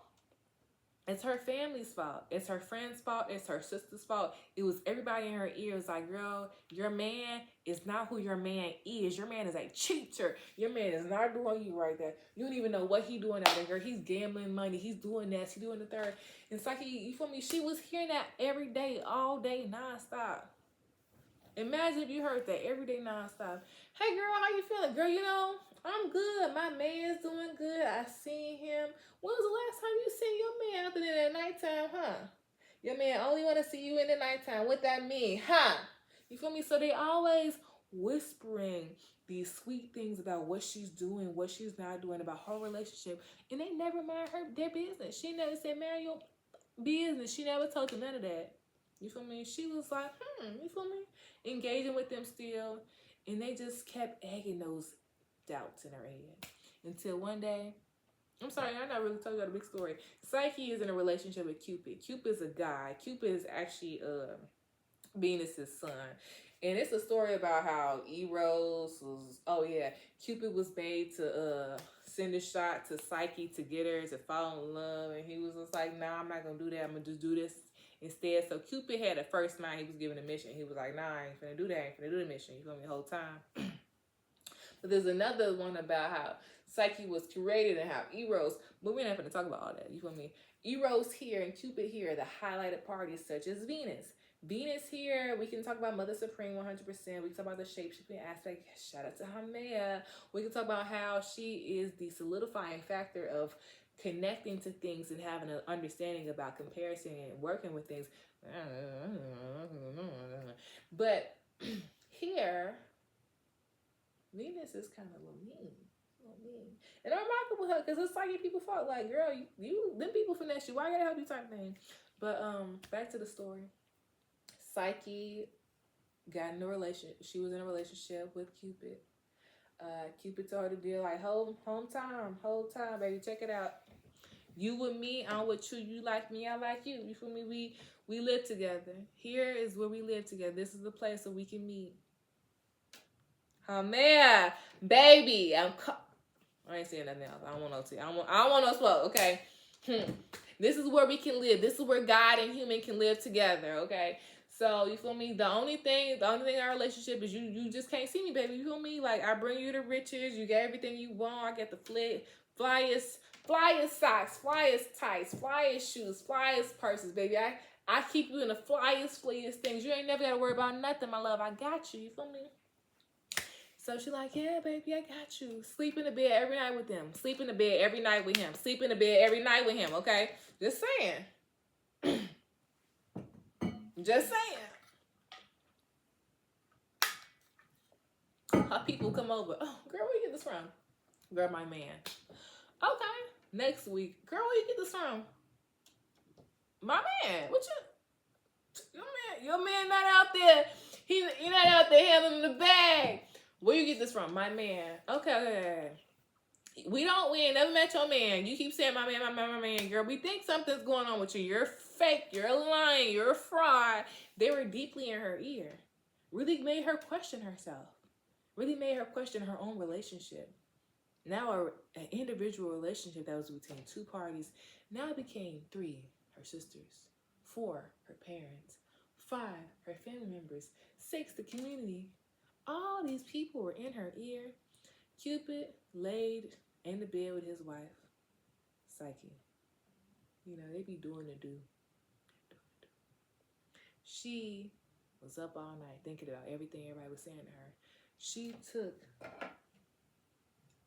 a light to a candle, lit it, took it to the bed. Her husband was laid on the opposite, and she saw who she laid it with, and she shocked. And from her shock, she awoke him. Candle dropped. Boom. Light flicked. Boom. Light went out. Boom. The awareness. Cupid pressed, upset. You know, I told you. I thought you trusted me. I thought we did this. I thought we was locked arms. You feel me? He said, matter of fact, you a fraud just like the rest of the people. Woo, woo, woo, woo, woo. You feel me? You just like the people. I'm finna go to my mama. Check it. Deuces. Check you later. You feel me? Went out. Told Venus. Psyche like, oh my God, I really messed up. Venus, you feel me? I need you to help me. Please, please, please get my marriage back. Venus like, sweetheart, my son told you what to do, sweetheart. He gave you the tea, gave you basically what's gonna happen. He told you the tea, what's gonna go down. You didn't trust him, you didn't believe him, and now you're coming to me to ask for help? Okay.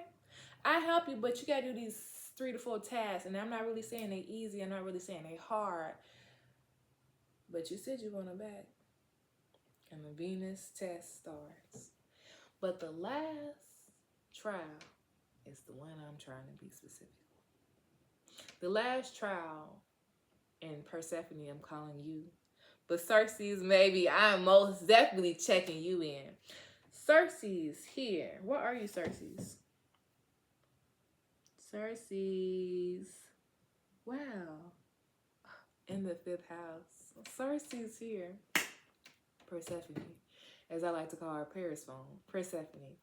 She had to go to Hades. She had to go to the underworld. She had to go to Tartarus. She had to go to Persephone and to go inside of her own,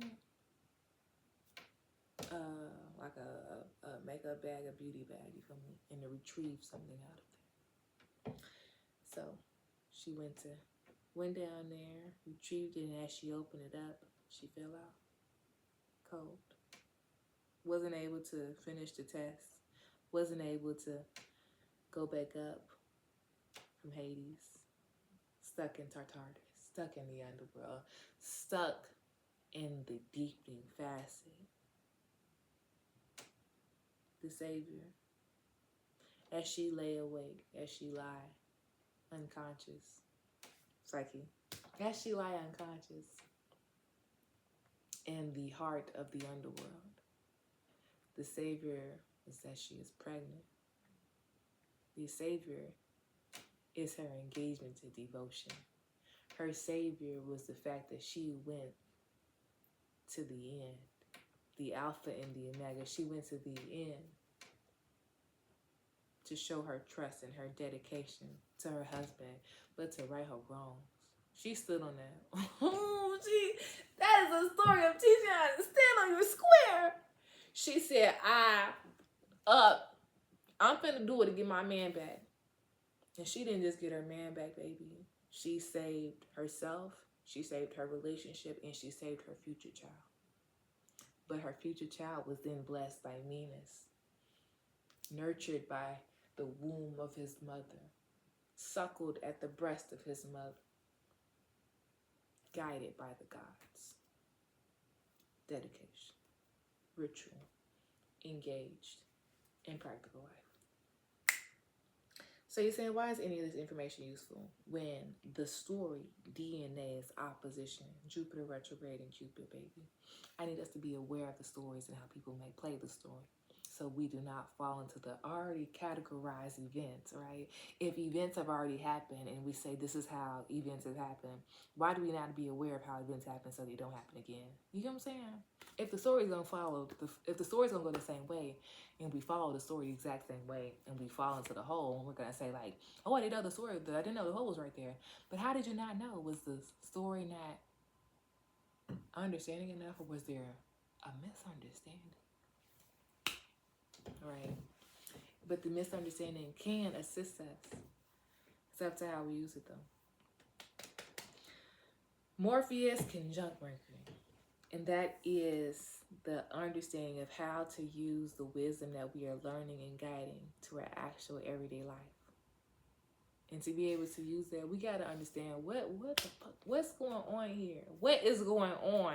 3, what is going on? What do I see? What do I think? What is my mental capability? We need to connect to our mind. We need to connect to our mind. We need to connect to our thoughts. We need to be very mindful of our thoughts are impacting us, how our thoughts can have control over us, even if the control of the things that we are not seeing, even if the control of things that we are not aware of. Our dreams can show us things that we are not aware of. Our dreams will be walking through and showing us arenas that we are not aware of. Highlighting to us arenas that we need to be more aware of. We are being taught in the dream world, and it's teaching us a whole lot about trusting the own light of self. Also, it's teaching us orchids play, orchids play as moths to a flame. Moths to a flame is the T. Also, big ass giants. If you have a whole lot of giants in your dream that is up, having to walk through arenas where you have to be very sensitive and very quiet to not wake up environments and not be sensitive to other people, that's orchids place. So we have dreams like this, and they're teaching us things. We are learning. Y'all, I feel like I taught so much about this.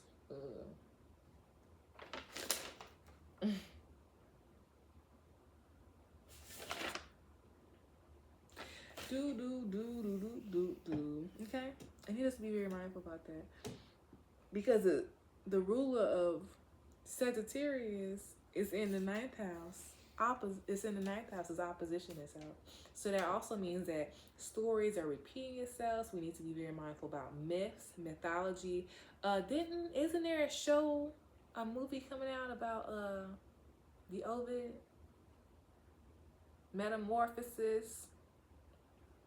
We need to be very mindful about stories and movies that are replaying biblical stories, any mythological stories. We need to be very mindful about them.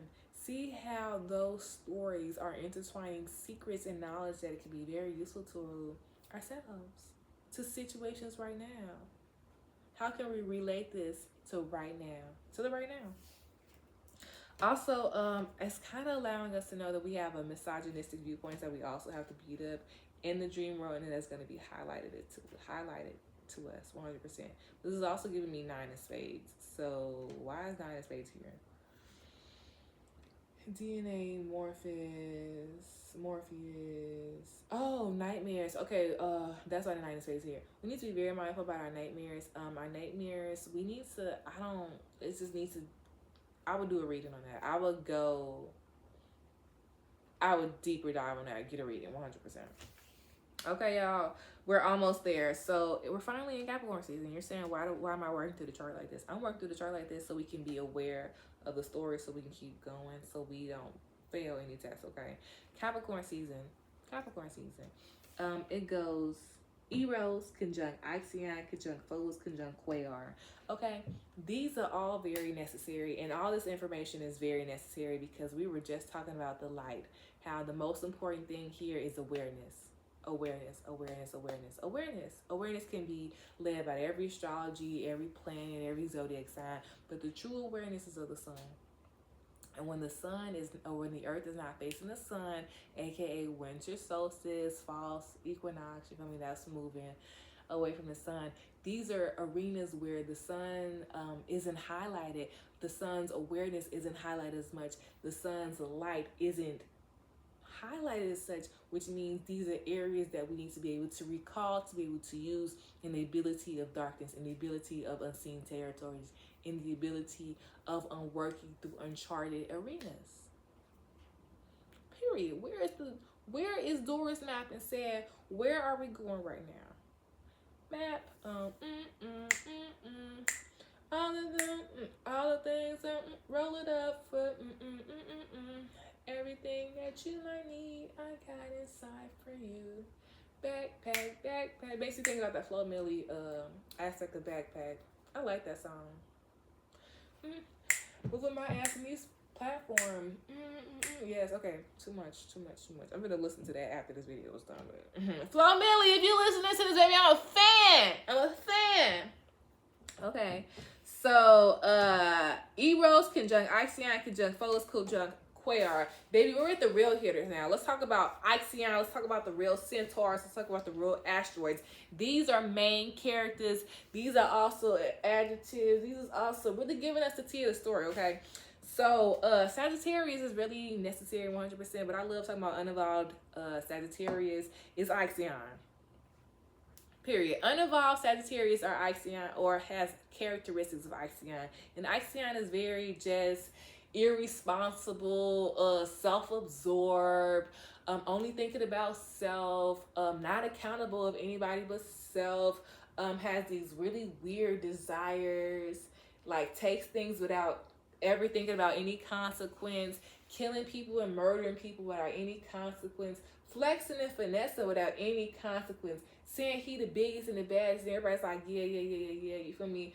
Flexing on the gods, you feel me? Like, it's a lot. Like, Ixion, that's you? And never care, gang leader, you feel me? Like, come on, Ixion. You perished and you left your people down here, and then your people started scrambling. They didn't know what to do. What type of leader are you? What? Got the people, baby, weak. I get so weak in the knees, I can hardly speak. I'm weak, baby. Ixion, you a weak leader. Okay. Eros conjunct Ixion. I like this. I like it a lot, but the whole, what is chaos? We need to define chaos, and I got you. I got you right here. So when she has to go to the very bottom, when Psyche has to go to the very bottom and be like, Persephone, sweetheart. No, she wasn't in her room when she went in her bag to take out the powder, the serum, and to bring it back up to Venus. Persephone wasn't in the room. Persephone's not here right now. No, she wasn't here. But this is the chaos. She down here and handling this big business. But this kind of lets us know that they really big in business. That's funny. That's funny. The whole like falling out thing, like that's gonna happen too. It's funny when stories play out exactly. You say, what you mean falling out thing? It go Eros, Ixion, Pholus, Quayar, Sun, Pallas Athena, and Moon is at the end. So don't, but opposition, Midhaven, Ram, baby, falling out sleep is here. Unconscious was clear. When you're unconscious, you're also sleeping. It's there.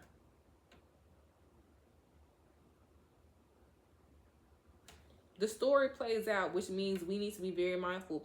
Our parents, our family is going to be communicating with us about who the ops are. We need to be very mindful about That can impact our relationships. That can impact our relationship to dedication and devotion to our rituals, to our source, to our spiritual practices. Are we taking in the information or are we not? Eros conjunct Ixion conjunct Pholus. I like this. There's a lot of self-ignorance that we need to kind of be aware of that can impact ourselves, but also impact the family and impact what is it called? Sixth house is called it's not community service awareness, Jesus. It's common sense activators. Common sense. This is teaching a lot of people common sense awareness. Common sense is things that we're supposed to be learned by our forefathers, foremothers, grandparents, nurturers, caretakers, parents. We're supposed to be taking in from that. Our morals, our understandings, our code of ethics, how we're supposed to act, how we're not supposed to act. All that stuff is supposed to be given to us by our caretakers, given to us by our community, given to us by our family, given to us as foundations so we can build off of that. Community sense activators as well. But community sense, oh my God, common sense is just gained by motherhood. Common sense is gained by lived knowledge. Common sense is gained by lived knowledge that you taking in and you realize that, hey, baby, I need to learn this lesson so I don't have to go through it again.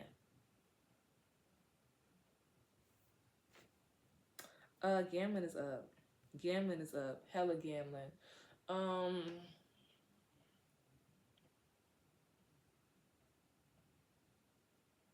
Heck yeah, gambling is up. It's something going on with them apps on your phone where you can gamble. Stuff like that is highlighted this year. Gambling apps on your phone, easily gambling apps, streaming apps on your phone that you can like play and stuff. That is highlighted this year. I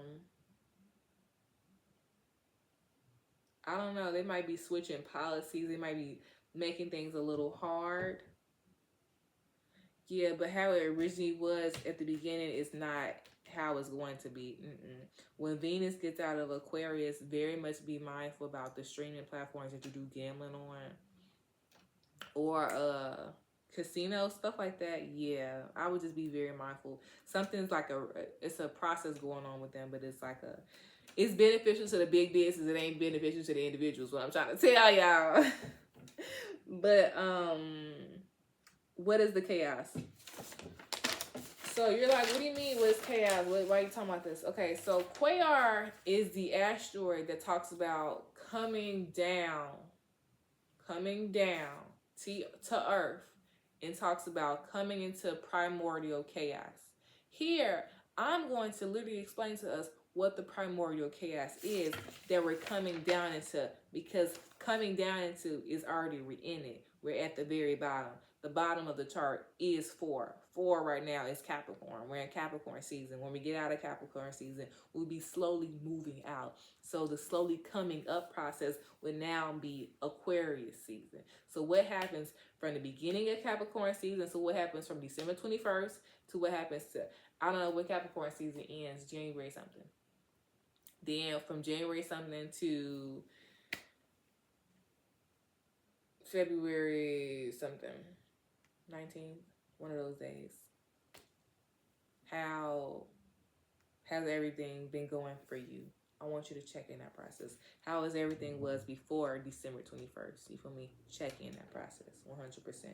But this coming awareness of the chaos, we have previously been through the chaos. The sun is out of the chaos. It's right after Quayar, which means this has previously happened, which also tells us that we need to be very mindful about helping ourselves overcome. So it makes you think about that story of APAP right before summer, right before the sun rises, how Ra, who's on the ship with Ra, it's Ra, it's Atesh, it's like 4 other people, 3 or 4 other people, and they are basically assisting us in overcoming every night the fight of APAP. And it's not really like, it's a big fight, yes, 100%. The nightmare can also be you going into caves and you going into avenues that have snakes. So we need to be very mindful about that too. But the avenue of APAP is the overcoming of higher consciousness and to not be battled out by the low, you feel me? The low arenas, the low vibrations, not really low vibrations, because low vibrations is very necessary for us to be mindful of, so we can understand harmonies and understand how there are different melodies and how they can impact us. Also, low vibrations are very useful when we're talking about womb play and like deep root chakra, central chakra engagement, connection to the earth, connection to the primal source. That's also necessary. So low vibrations, we shouldn't really like hee about it, because it serves its course as a good foundation to build off of. But here we need to understand the levels that we're working through, the levels that's really going on, so we can build that awareness. Okay, so what is chaos in 2025? Baby, I made a list. Okay, it says acting, this is people, this is the arena of where chaos is. Acting off of animal desires based, being ignorant, thinking only about self and wants and not taking accountability for actions, finessed guides and being bound. Family not teaching and sharing strides, keeping failures information to make life easier to understand to themselves, then not helping build common sense available to everybody. So some family does not have to perish, be forgotten, or broken. That's the chaos. Is people are being broken, people are being forgotten, people are being information is not being shared because people are holding it. People don't want to talk about the fact that there are failures to have success. Baby, we gotta have failures. Like they go hand in hand. Like people say, "Oh, I have no failures. I never took any L's." You're a liar, right? People don't want to talk about that. You feel me? So are you a real leader? Are you a real adventurer? Are you a real explorator? Are you a real shit talker? Are you a real teacher? You got to take an L so you can understand. You feel me? How do you learn best? What avenues best assist you to learn and to take in this information and to use it so you can understand it as a personal level? You feel me? Like astrology is a cultural, is a huge aspect, but how I understand astrology is totally different from how other people, and from my own different understanding of astrology, I can then teach my lesson and then connect it with how astrology really is, so people can grow different perspectives. And that's the real tea on this, is growing multi perspectives from one itty bitty thought. And that's scientific notation. So here, science is activated here, and the arts is activated. Those are two arenas that need to be used together. Okay, but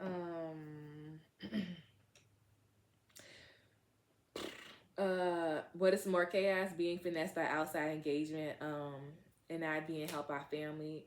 That's Pholus's failure. So that's the failure of Pholus. Also, mental ego, feeling unstoppable, mental delusion is also the chaos of the year.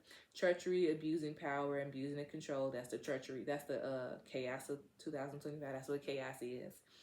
Not control sexual expressions and sexual engagements. That's chaos in 2025. Selfish pursuits of knowledge and like to only use it for own personal gain. That's chaos in 2025. Starting hella tasks and then constantly building up the tasks and not completing them.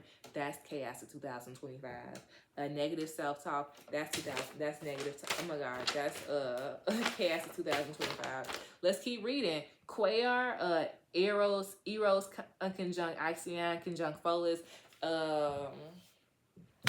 We already said I'm a supposed people family before I do that, but being outwitted by other people, having other people like make you second guess yourself, that's Pholus part two. You feel me? If Pholus people would have had that, if Pholus would have had that recognition in his head, like no, my people said, if we drink this alcohol, if we use this, if we uncan the wine, that it would make all the centaurs come over here and go like mad and ballistic, and also Hercules wouldn't be able to talk me into this. So maybe he needed to understand the engagement about you can't be talked into anything. You feel me? No is no type thing. You feel me? Not knowing the importance of things. That's the chaos of situations. Not knowing the magnified weight of things, not knowing the consequences of things. That's chaos in 2025. Okay.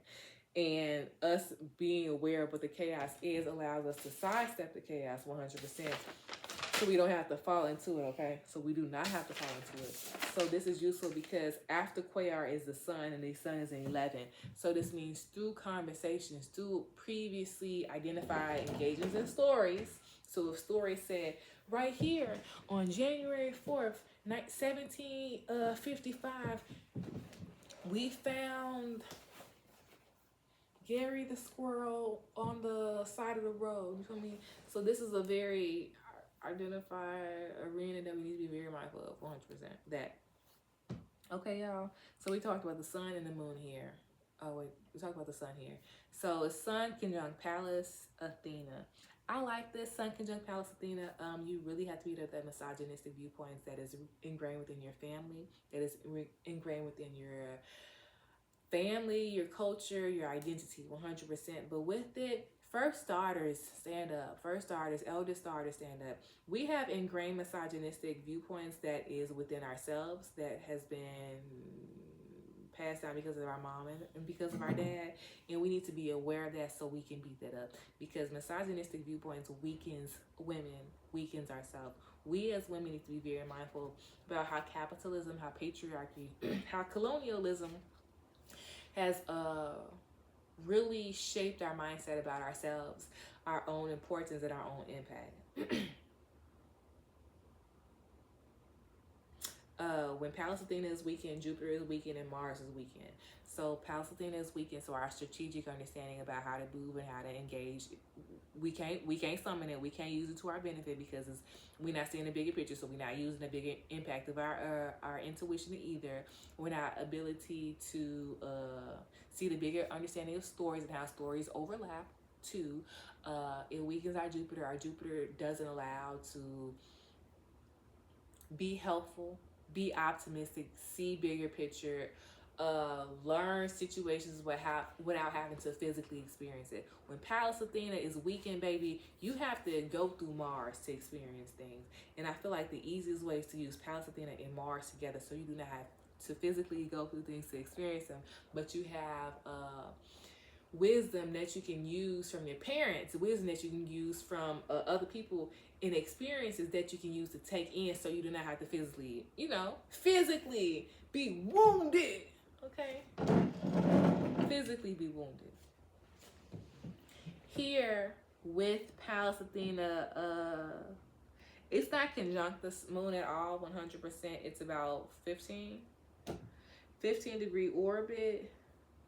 Yeah, 15-degree orbit from Pallas Athena. I still think that this is an aspect that is very useful. So 16-degree really says that it's a nurturing aspect if we highlight that area. If we highlight the misogynistic viewpoints that is ingrained within ourselves, ingrained within our body, ingrained within our mindset, ingrained within how we see ourselves, it unlocks ourselves to better connect to our parents, better connects to our dedication to knowledge and wisdom, Pallas Athena, better connect ourselves to serving women and serving in divine. 3, better accepting ourselves to be accepting of the information that's being downloaded to us. 100%. Okay, so we have already looked at everything but the ascendant. Oh, we haven't looked at Psyche, so I guess we gotta keep going, huh? We're in the 5th house, y'all. So 5th house. With the 5th house being Aquarius. Yeah, I really have some really good notes I want us to talk about us with.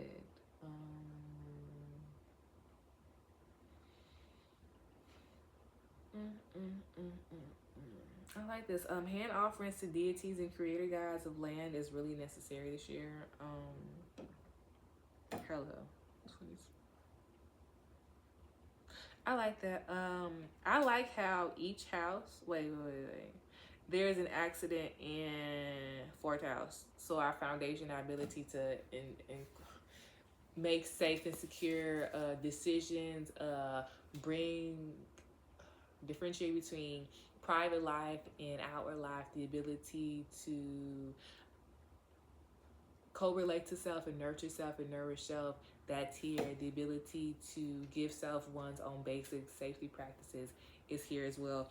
That is a highlighted aspect. So here, it makes you think about, and the aspect that we need to work on is helping unhoused individuals and families, giving them necessities that they need. Giving them the necessities that they need.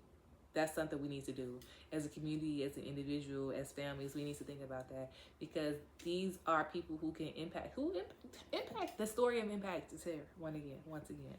But with the moon conjunct Pluto, I think it was 6-degree orbit, we need to also be very mindful about our engaging people at work. Okay.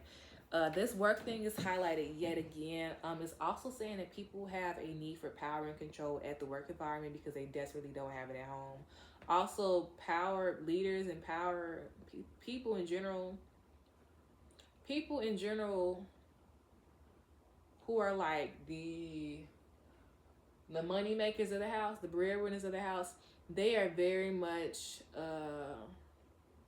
playing 10-4 with us. They don't have the control at home they desperately want. Okay, desperately want.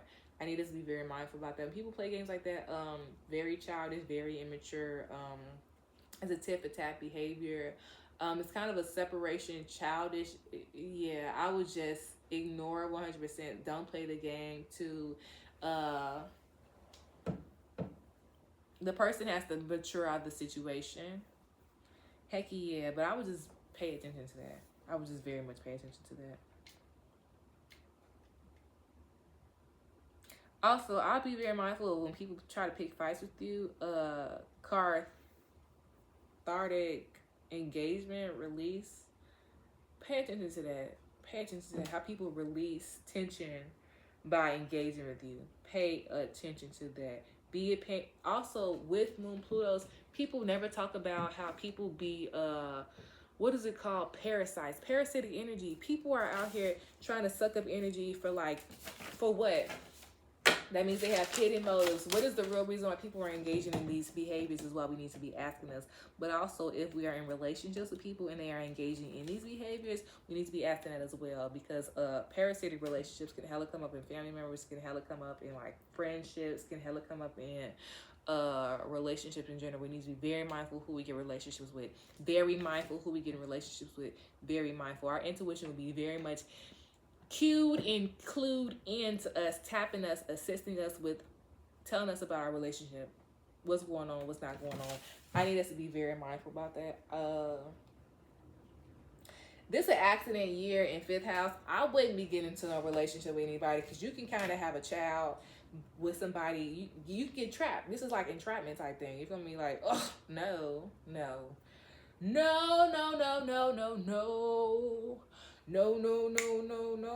When you say yeah, I say no. They say why? I say Pluto conjunct Ceres conjunct child at the end of the house is Venus. Why make sense at the end when you can make sense at the beginning? You feel me? Like, baby, if you don't think before you enact, because what you really engaging in? The whole time, we not even thinking about the bigger picture until after we engaging. So humping, then thinking about if they really like me, if they really down for me. What? Unless you already in the, you feel me? Unless you already in the mindset of like, this is what I'm finna do. This is my mindset. I'm finna be strapped up. I'm finna do this. I'm finna get out. You feel me? I'm finna test myself. I'm finna go get tested after. If you in that mindset, baby, if you, I would just, I love me, play with it for a little time, then fall asleep. Okay, what Megan decided to say? What she say downstairs, DJ? What she say? Yeah. But if you already have children with people are really much hella thinking about getting back in relationships with you that you've already had relationships with, especially if you had a child with them. Think about that once again. If you do have a child, let's talk about that. I think this is not a really good year. If you have a child 9, 16, 27, this is a year that they might be very much more, I don't want to say relying on you, but more so engaged with you. They need you. Don't take the parenting aspect away. Don't be like, oh, they're independent, they don't need me now. No, wrong answer. Because they have this newfound independence, we need there as a guidance. guidance. And what I love about Moon Plutos is hand over hand. Please recommend. Moon Plutos, people try to like control them and say, this is how you do it, this is this. When actually there's a already defined sense of independence that we need to nurture so we know that they're doing the right things. So we know in our heart, baby, that my baby know what they're doing. You feel me? She know how to cross the street. She ain't gonna be jaywalking. No, baby, you'll be out there jaywalking, walking backwards, walking this way, and you know hella traffic out. No, okay, we need to be more hands on.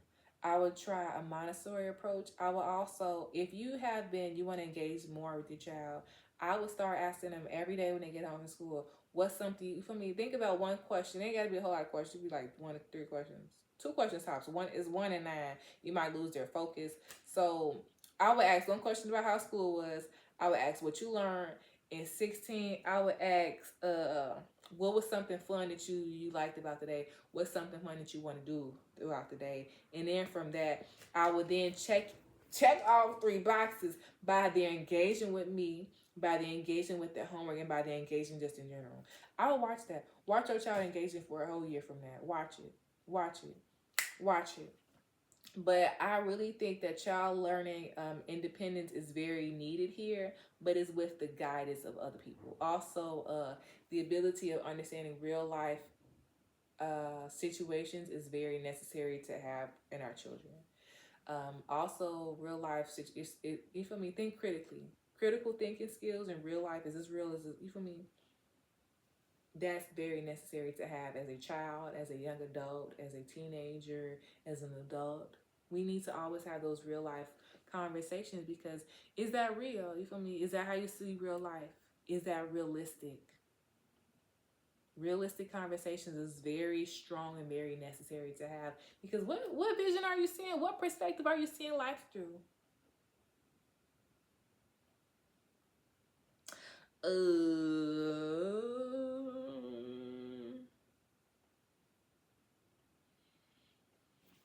I have this more notes about this. Yeah, I was writing a whole bunch, but I feel like I didn't write it down.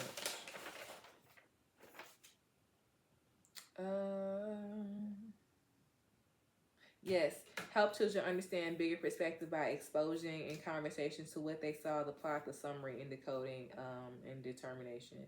Yes, so things that are necessary for this year. Oh, I hope I wrote that down. Oh, okay, wait, we're almost there. We're almost to that. We almost to that part.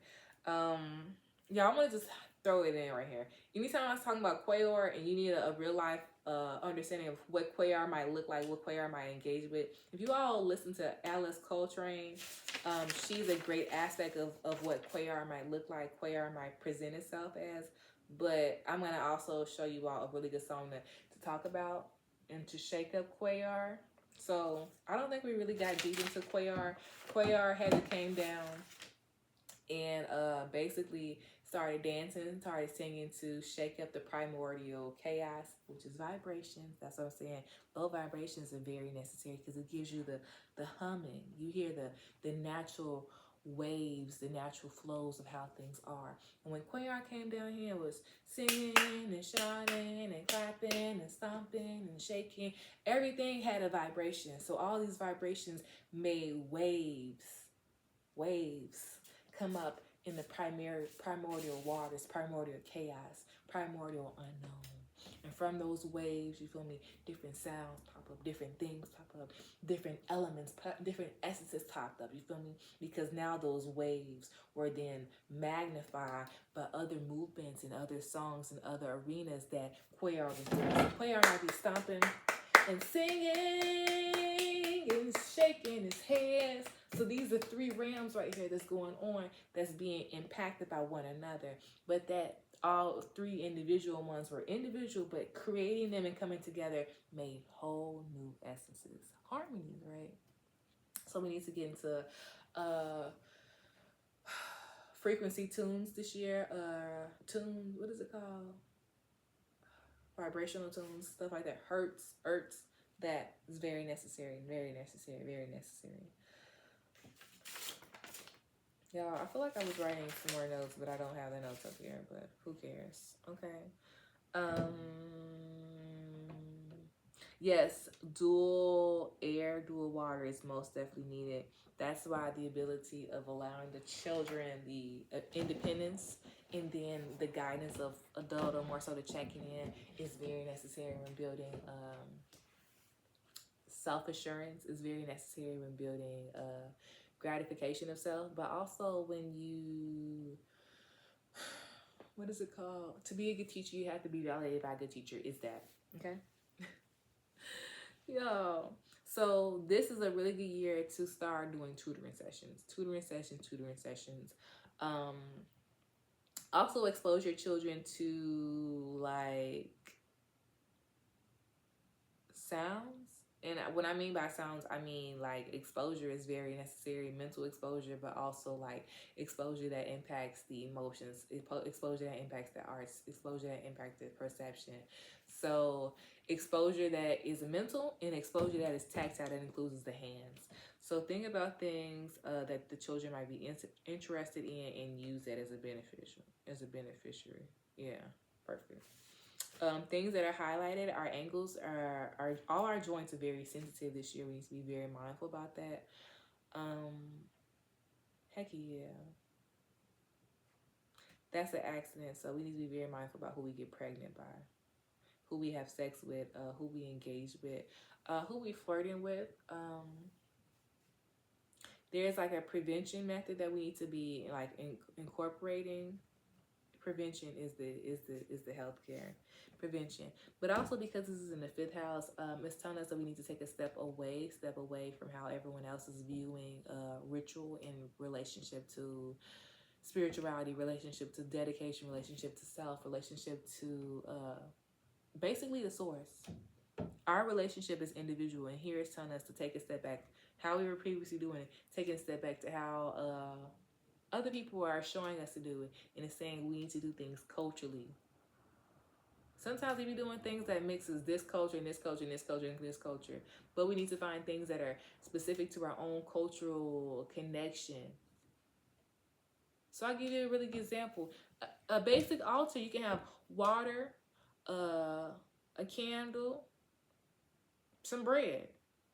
But an altar to one of your favorite spiritual courts might look like them, you placing their favorite incense, you placing their favorite colors, you either drumming or playing tambourine or playing the cymbals, or you feel me? So it could be based off what they're like, you feel me? One of your people might really like wine, you feel me? One of your people might really only like when you give them cranberries. When you build an outside altar, it's not like how you build an outside altar, you feel me? Like, no. When you leave offerings outside, it's not like how you leave offerings on an altar. It's so many different ways and avenues and arenas, and that's the part we are learning. But we have to take a step out. We have to take a step out, like a fixed perspective of how things should be. Take a step out, 100%. Take a step out. We also need to be very mindful about our friends and like us following about what other people are doing. We might be following. If everybody's having kids right now, we're gonna say, okay, it's time for us to have kids, settle down, get married. It's that we need to start beating that stuff up. How have the group impacted our thoughts about ourselves, impacted our thoughts about our own foundation, our own dedication to ourselves, our own ability to grow? It's also letting us know that common sense activators is not just something we need to personally know, but something we all need to know, something we all need to know and work on.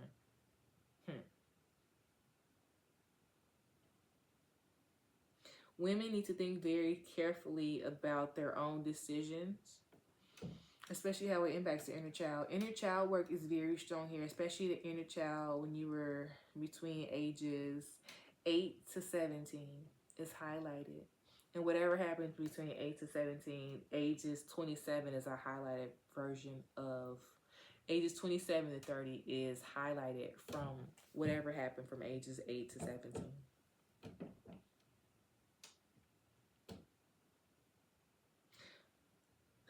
We're finally in the 6th house, y'all. Oh, wait. Opposition, 5th house. Yes. Opposition, 5th house. There is way more discovery going on with childbirth, especially IVF. Insemination, it was called pregnancy. That it's a whole lot of information that's going on this year about IVF pregnancy. Also, the Venus trials, when it comes up, more twins might be born, but twins being born in individual sacs, not same sacs, but individual sacs, is highlighted this year very strongly, very strongly. Here we're learning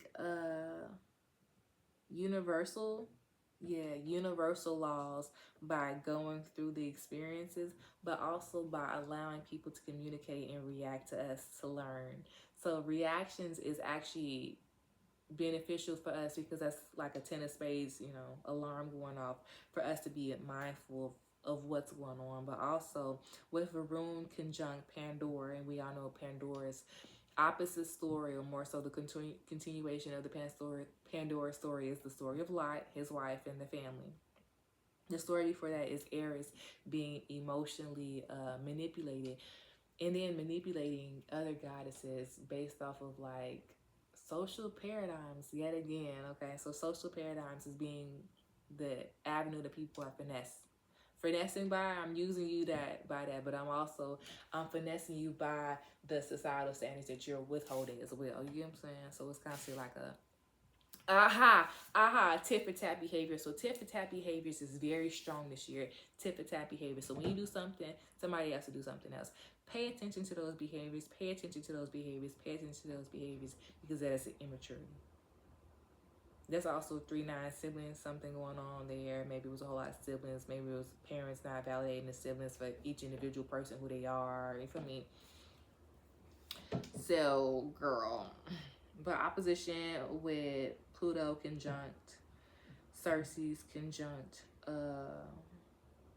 child. There is Persephone and child.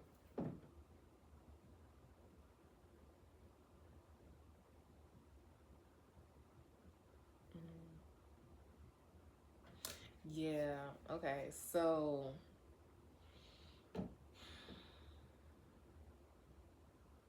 I wonder if this child gonna be born in the 8th month. So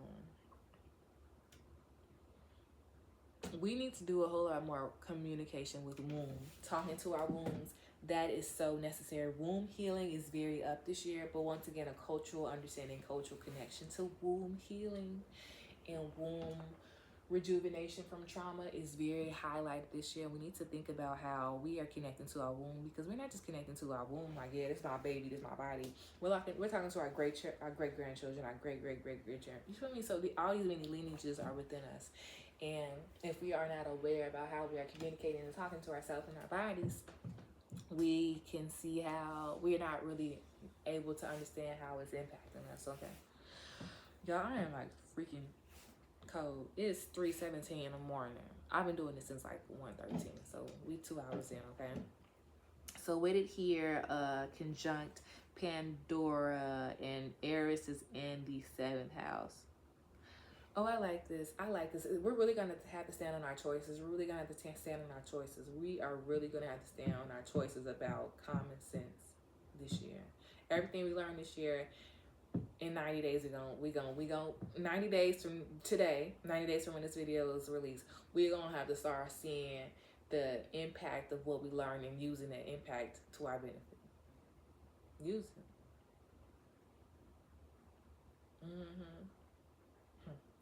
Because a fated situation gonna come at the end of Aries season, and it's gonna bring it up about everything we learned right now, everything we went through, everything we talked about, and then it's gonna impact us again in Libra season 2025. You get what I'm saying? So there's a continuous process that's coming up in there. Are we paying attention to it? Because vertex is right here, and the anti-vertex would be at the opposite. So it would be anti-vertex conjunct Vesta conjunct Haumea. Girl, no, absolutely not. We're going to learn our lessons right now, so when they repeat to us, we already understand what's going on, to be able to then use our ability to use perception and awareness to use our strategizing skills to know how to move. Period.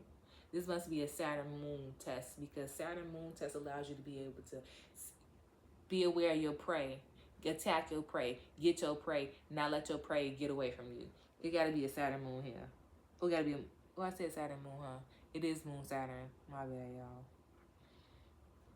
30, 60. Okay, but it's a sextile. Okay, I can do a sextile.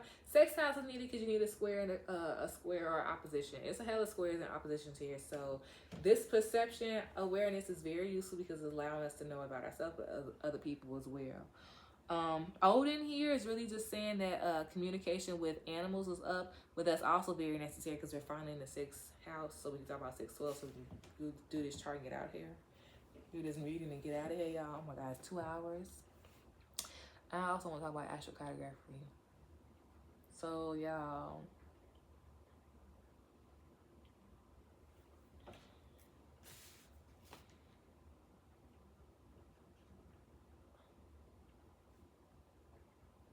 not strong.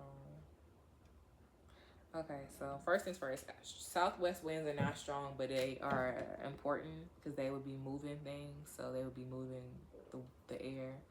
The most important wind the most important wind of 2025 is northeast winds, northeastern winds. Northeastern winds, they are being impacted by, this is northeastern winds coming from like East Coast, but this northeastern winds is coming from like 30, 60, 90.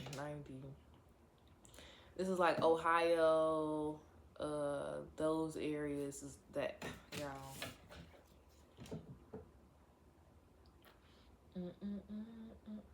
Okay, northeastern winds coming from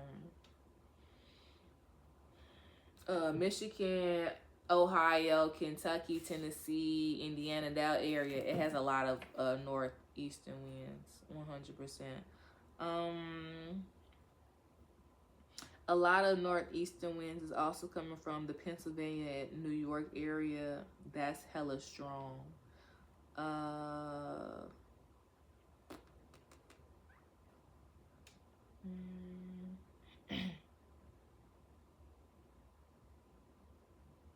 Oh yeah, and there are some, it's not really northwestern, but it's like northern west.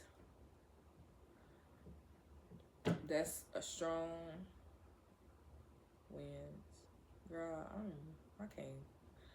And I'm talking about like Wisconsin, maybe Minnesota, that area coming. And that would be coming probably like Tennessee, Alabama, Florida, and impact them.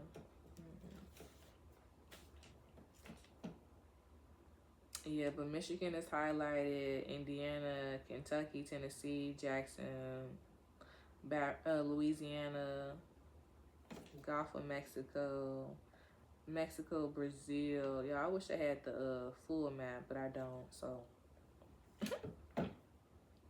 But 612, okay, let's do this so I can go to bed, y'all. It's 3:22. So on the cusp of Pisces is 2 degrees. Oh my God, 2 degrees Psyche, and Psyche is kind of conjunct Venus, so Venus is conjunct Psyche, which is very important because Venus here is allowing us to already have this recognition, this awareness, right? It's already building this collaboration that's gonna come back if we're not aware, you feel me? So we should be very mindful beginning Pisces season about this story, okay? Beginning Pisces season. And that makes sense about the beginning of Pisces season too, because the Pisces season is a 4th story thing, you feel me? Running with a parent, running by yourself, running with lover, running with a child, you feel me? It's constantly a survival story. But when are we going to step outside the story? You feel me? When are we going to pay attention to how the story is constantly running and use it to our benefit? Find what we need to do to protect ourselves, to understand what the story needs to move out the story. You know what I'm saying? If we keep playing this damn same story, you feel me? Is the story not going to end the same way? So here, when we have that recognition, when our awareness and our psyche is tuned in together consciously, and we're using that as our benefit, we can move carefully, aka we can use Saturn as our benefit. Okay, it goes Psyche 2 degree in Pisces, Saturn 14 degree in Pisces. Don't forget, Nessus is there. Remember, Nessus is one of the not the leaders. He's one of the followers of Ixion. So Ixion's gang leader is once again, not gang leader, Ixion, the gang leader. His team member is now highlighted in Pisces season, second week. Second week, like the middle of the second week type thing. You feel me? So I'll be very mindful now about the other engagements with followers of the gang leader, followers of chaos. You feel me? Agents of chaos type thing. Hella. So then we can use the accident that can happen in the sixth house of like delusion and not being aware. Mass delusion is here. Mass delusion is up this year. You feel me? It's like being able to be tapped, and like multiple people are like not aware of what's going on. But also that's really saying that this year, call-offs are very strong at the middle of the year. Call-offs, not the middle of the year, the middle of the months. Call-offs are strong. Employers are going to have to do more engagements, get people to work. And it's a whole lot of like feeling overwhelmed. There's a whole lot of overwhelmed feeling that employers need to know. But I feel like they're not going to use it as that aspect, and they're going to play Saturn Nessus. And Saturn Nessus is like, oh, people not coming to job and trying to make it harder type thing, and not trying to realize what's going on to figure out an intervention that could be used. So Nessus doesn't have to be this person that's being finessed. So I'll be very mindful about that, because the opposition of that is learning a moral code. So you learning, you experiencing Capricorn season, you experiencing Aquarius season, and you now taking in that knowledge from Capricorn and Aquarius season and like using it in your life. And Pisces season can allow you to be able to challenge the previous mindsets that you do have, and to start incorporating and making approaches that relate to who you are growing into, but also relate to this year and how it's unfolding. Hella how this year is unfolding, okay? All right, y'all. So remember, excavations is up this year. Excavations is up this year, and uncovering things is up this year, okay? Some things that would be helpful for sleep. Light sensitivities, wear eye masks. Be very mindful of your sounds and alarms, and just something to like soothing sounds, to not really alert yourself, or more so jolt yourself awake. When you jolt yourself awake, you aren't really able to take in all those messages. But also when you're in a REM state, you're in a very relaxed state for messages and conversations from the divine to come to you, to connect to you. All right, y'all. I hope that it was a very helpful 2025 yearly message. So, y'all, I was supposed to... There's a booklet for this card set, and I was supposed to use the booklet. And I don't have the booklets in my room, it's on my couch. So we're going to have to start. I'm going to use my intuition, but I'm going to use this card deck last, because that is going to be used as a confirmation deck, okay? So...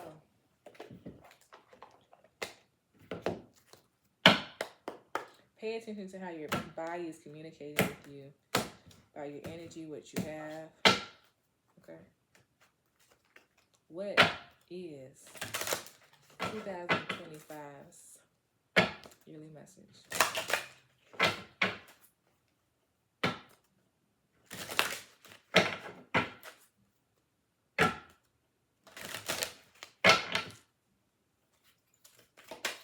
All right, let's start at... Okay, so many cards are coming out. They're coming out upright, then they flip in reverse. Back of the deck is abundance. It says, I am a limitless being, and I can manifest whatever I desire in this physical reality. Okay. Surrender. Peace. Fear. It says fear. I realize that I'm testing my resolve to live in the energy of love. Peace. I am being of love, and I release all negative energy and surrender. I can release my need to control. All right, y'all, I'm not doing no playing cards. I'm gonna get up out of here. What's what you want us to know?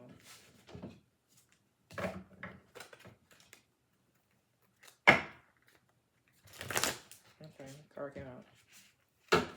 The forest, the desert. Y'all, excavations are really up for real. We need to think about how we can, oh, this is two different totally areas. The forest is full of nature and the forest is full of, deforestation is really going on. We need to be very mindful about that. Brazil, Africa, Congo, Gaza, that is highlighted 100%. Places that are desert, places that are very abundance in nature and forests and trees, those areas are highlighted. But these are two portals that we need to be very mindful of in the desert or in places that are seeming dry, barren, in the forest. This talks a lot about Lilith. This talks a whole lot about Haman. This talks a whole lot about childbirth. 100%. These are aspects that we need to be very mindful of. The desert here is the moon right above it. So it's letting us know that we need to think about our connection to nighttime. And then also right here has a whole lot of connection going on with the cosmos. So here we need to think about how our own unseen realms, because that's a cave right here, our own unseen realms can have different perspectives and how they can impact our visions about the outside world, about the bigger picture about the world, okay? Because all this stuff is very necessary and untwines the hidden messages and stories that are actually going on around us. Back of the deck is the medallion. And this is like a determination facet that we're all searching and seeking for, right? But how deeply are we searching for also? The medallion is a piece of lineage piece that we can use as a amulet that we can call on, that we can use as a measure of perseverance, but also that we can use as a foundation to know where we can go. That means amulets, spiritual protection tools are very necessary to have and to hold and to use this year. But it's all about how we use it.